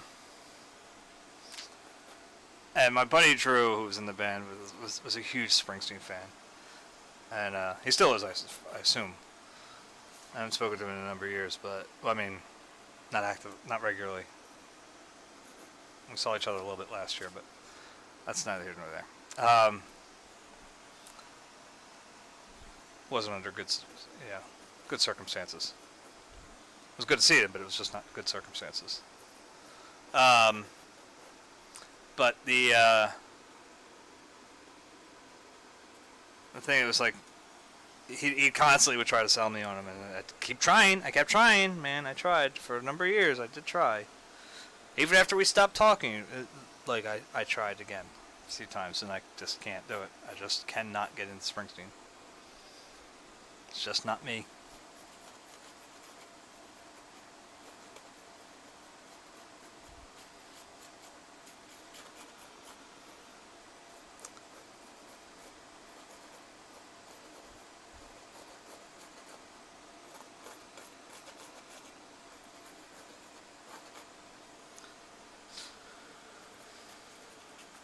I gotta be careful with. I realize as I'm making these marks, I'm like, wait, like this is all gonna have like the nice Zen garden raking texture in there. I gotta be careful about that too. I don't think I'm gonna go too heavy though into the drawing part of it, because you know what?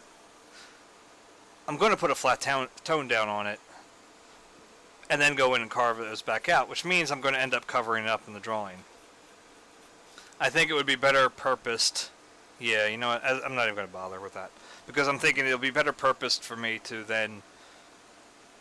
Don't worry, I wouldn't bore anybody with this stuff. But, like, to do it off camera in sketchbooks. Like, maybe when I'm at work, I can, my lunch break or something, I can pull up the photo and, run a little bit on the, what the patterning would be. So this way I'm still keeping it legit in here to my head, but not having to become a slave to it, like by trying to put it in here and being like very specific on each lighter tone and then each darker tone. Like it'd be easier to put down one tone, go back in and add the variances that I want to have. I think that sounds like a better plan.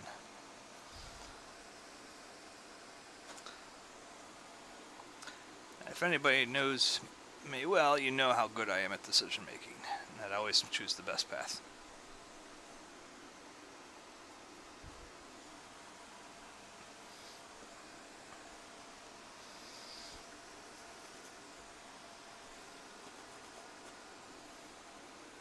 I made one good decision in life, and that was marrying my wife. That's about where it stopped. Thankfully, she's regularly takes over the decision-making process from me. Because a few times I've gone, off reservation with it, made my own decisions. It all turned out disastrous.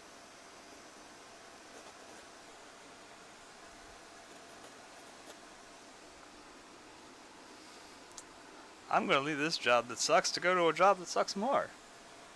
Anyway. In my defense, I was sold a bill of goods, but anyway. I was told it was one thing and it turned out to be another thing. And now I've been stuck there for fucking 8 years. Or 7 now. It's almost 7. That's right, it's almost 7. It's not 8 yet.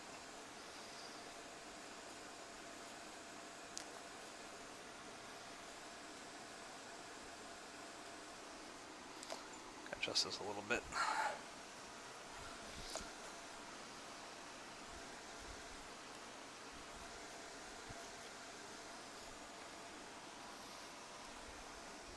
I know I bitch about work on here a lot. If you're one of the new guys tonight, if you're TheWashCloth or Hendrika, make sure I got it right, 23. I will bitch about work a lot on here. I do apologize until I get out of there. I got blow off the steam. Um, just on occasion. I did apply to something I thought was, hopefully, I think it looked promising. Hopefully they'll give me a call back. And not be like a bullshit ad. Sometimes, I hate fucking Indeed, man. I hate any of these goddamn, like, job search sites. All of them. I mean, they're all bad with this. Where you search for, okay, well, I want, you know, like, I'm trying not to even be picky anymore. Like, I'm literally, like, throwing down, there's a salary cap or bottom I cannot sink below. If I sink below this bottom, kiss this channel goodbye, because I can't paint anymore, because I'd have to work a third job, like, kind of thing. You know, like, and I'd have to get a second job before that, so, like, it's, you know, all the places I've gotten calls back from are all places where I'm searching for $45,000 a year or something like that, and that's probably about as low as I can go. Like, I'm trying to be like, okay, look, I know this has been a really big screw up on my part in taking the job I'm at currently, and to fix it, I know I'm probably going to take a few steps backwards, but I can't go below that. I just can't. I just physically, my family would probably end up starving.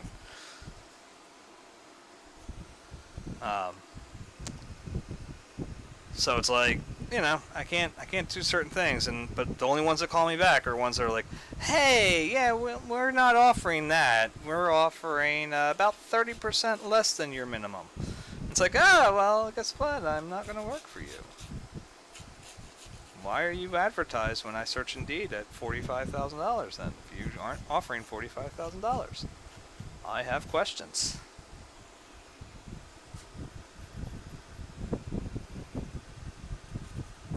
Or there are places that are like straight commission, which I don't want to ever do. I tried doing it once at Sears, and when I worked for Sears, part-time selling electronics. Even if it was only part-time work, I just couldn't do it. I get too much in my own head, you know. Which is one of the reasons why I'm so good at decision making. Anyway,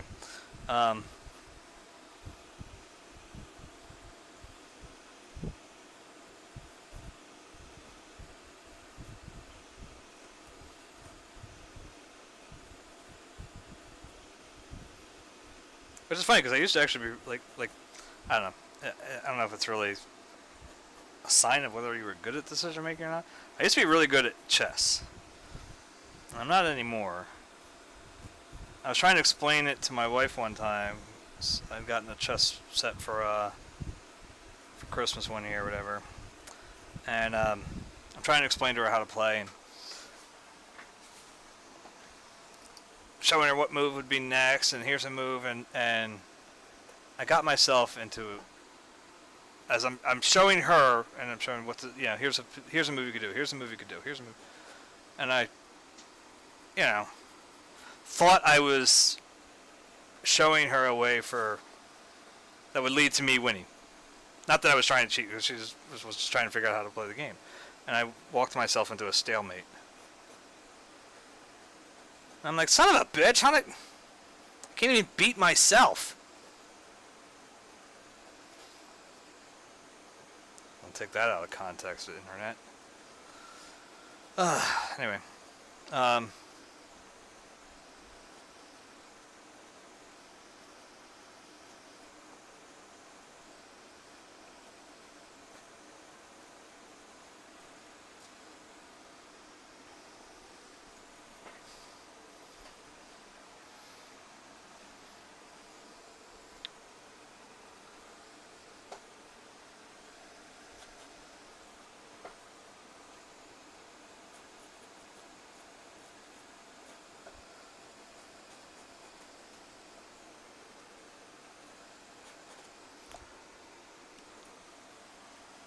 Okay.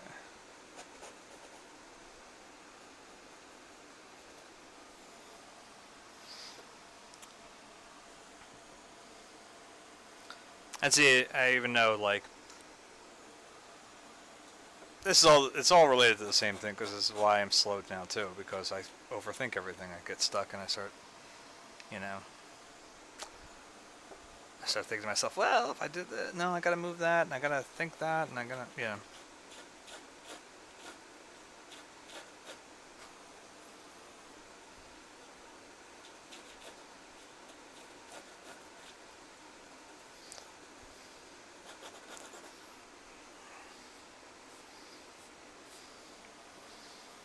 Alright, so we're gonna have, just like, it's become norm at this point, I think, for every starting drawing to take at least 2 episodes, right? That's basically, but it's okay, because again, as much as I don't want to be a slave to it, I do have this thing about the fact that this is a place I really, really like, and so I want to be really, really careful about it, you know?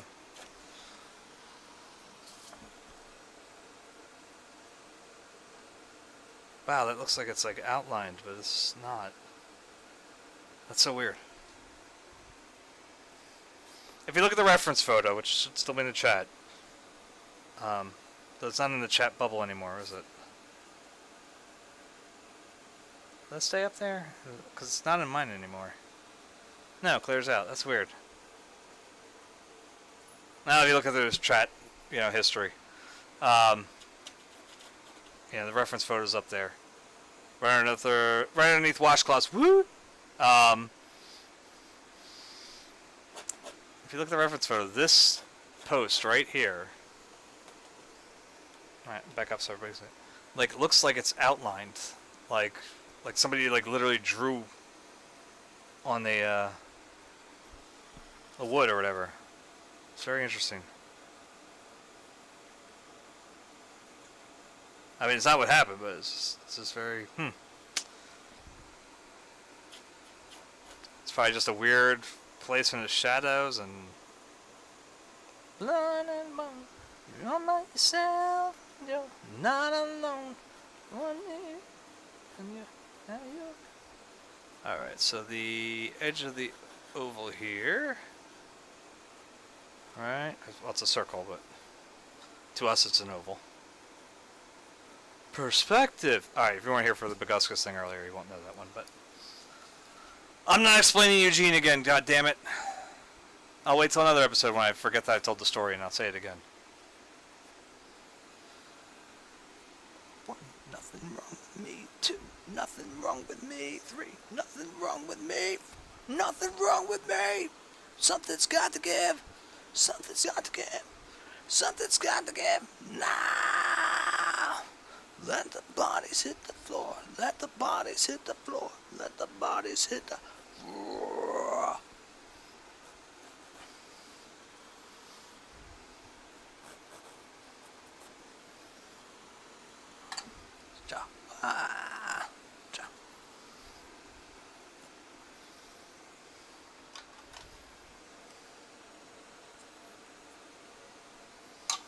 Let me see if I can use this thing. Probably can't. Let's see.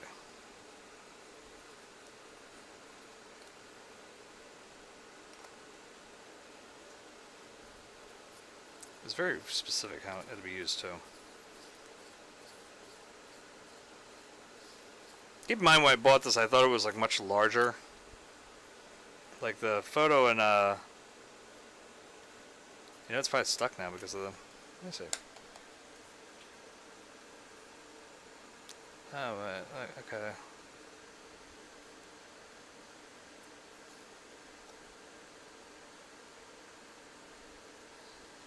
I see now. I see.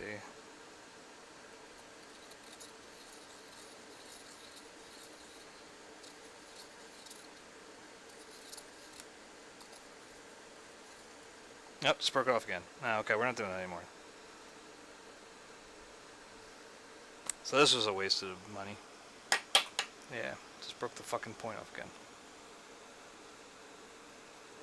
Like an idiot, I'll do it again. This one I think I got it right. Like, there's like, you can't put too much of the damn thing out or it'll snap right off. I think I got it. That's one black stare looking up, kind of there.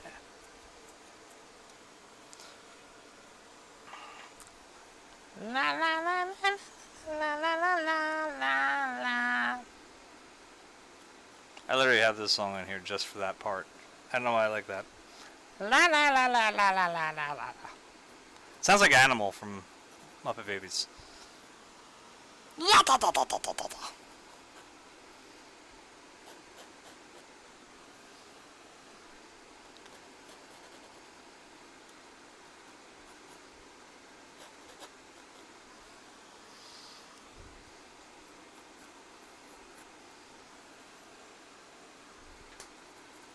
One thing that's nice about these Twitch sessions, episodes, whatever the hell you want to call them, is when I finally crack again, my doctors will just be able to go like, you know, they'll be like, why does he have to be hospitalized, and just show some of these clips.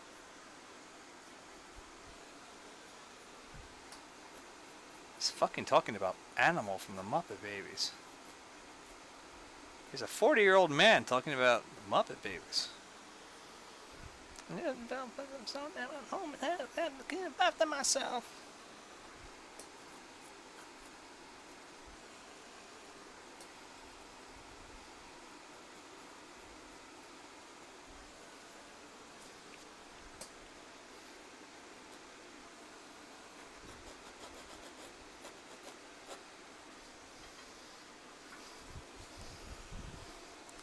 Alright, now there's like a little stone set here. I'm not going into details on those, and the corner crack right here goes here.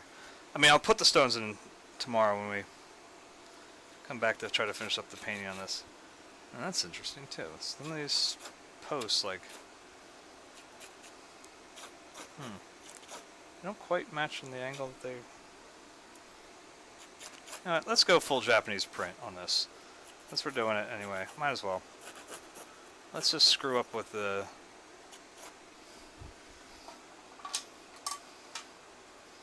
I mean, it makes sense a little bit, right? We can be a little more loosey-goosey with the perspective in that. If we have this, you know. Though it's clear these things should sort of be like that. We go a little straighter. It's a little more like, again, where like an ukiyo-e print.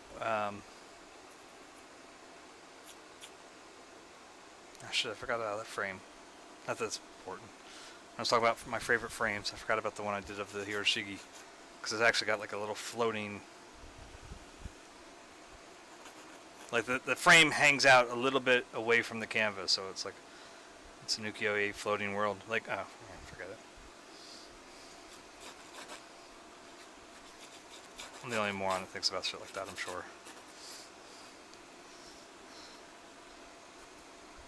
Got to the point where I won't even, like, I like the frame, but it's like I can't put anything else in that type of frame because unless it's another Japanese printer or something, maybe this one could go into it. That might work, but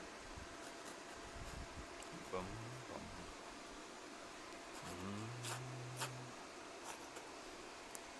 Now I just put, like, here we go. We'll put the locks in here real quick. Easy to be true. I find myself alone when each day is through. As I'll admit that I'm a fool for you, because you're mine. I walk the line.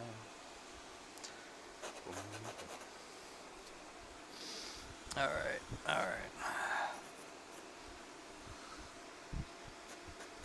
As night is dark and day is light, I keep you on my mind both day and night. And happiness I've known proves that it's right, because you're mine. I walk the line. And yes, we did go from bodies, from Drowning Pool to Icky Thump to Johnny Cash. That's how my shuffles work.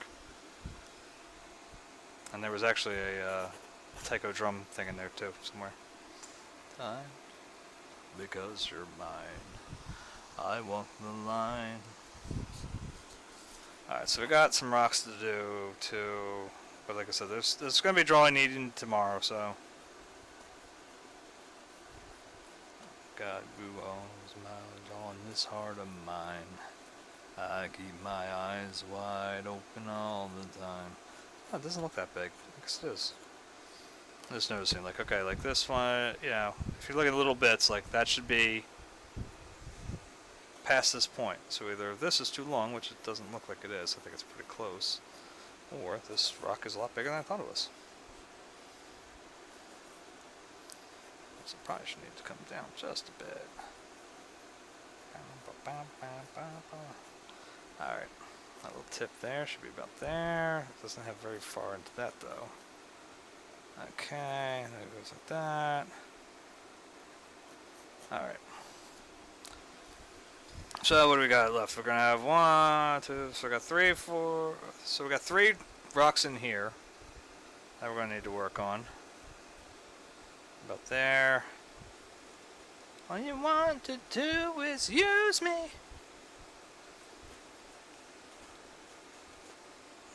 I'm just gonna rough them in real quick. I mean, we're gonna have to come back to these, like I said, tomorrow, because I am exhausted. Yes, I want to spread the news that if it feels this good getting used, oh, you just keep on using me until you use me up. Until you use me up. Alright, so it's mostly detail and shit that needs to be done tomorrow. So we will be most certainly applying paint tomorrow. I doubt getting past the underpainting very much, because there's so much, you know, that we have to kind of, you know, we gotta be prepped for. So we're gonna have to think about, like, okay, you know, the Zen Garden is going to have a base color here, but there's also the fact that it goes back into this dark area is going to be a separate base color here, so they're kind of going to blend into each other on the underpainting part. The rocks all pretty much have to have their own, you know, they're not going to be one flat, and same with the, I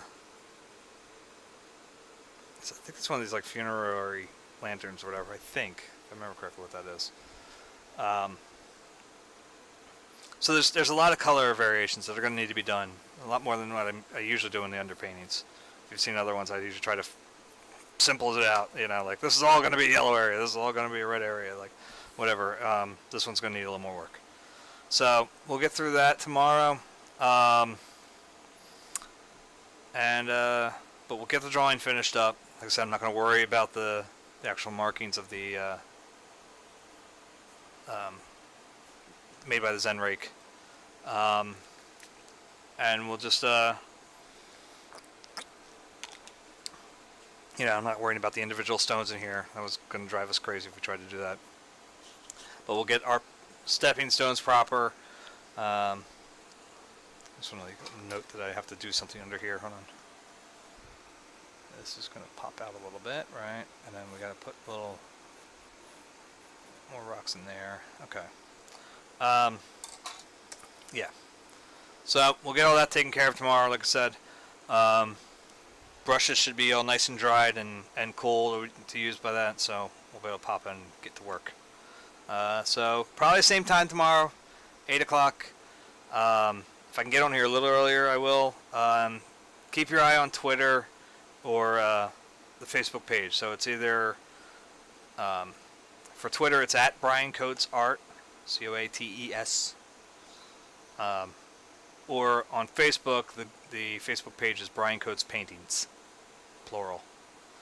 And let me stop Amazon Music because it's driving me nuts. It's being bad again. And then, yeah, so let me put it up so I can actually stop, because right now I'm just looking at it, I'm like, where's the stop button? I'm not even near it. Thank you again to TheWashCloth and Hendrika for the follows. I do appreciate it. Every follow, man. You know, it's what's the phrase I liked the one time was you know, enough whispers become a roar, you know, or a howl. That's what whispers become a howl. I thought that was a pretty cool saying from the show Hemlock Grove. I dig that. That's how I like to view this. We're all like, everybody follows. It's like a little whisper added on, and eventually we'll make a lot of noise. So have a good night, guys.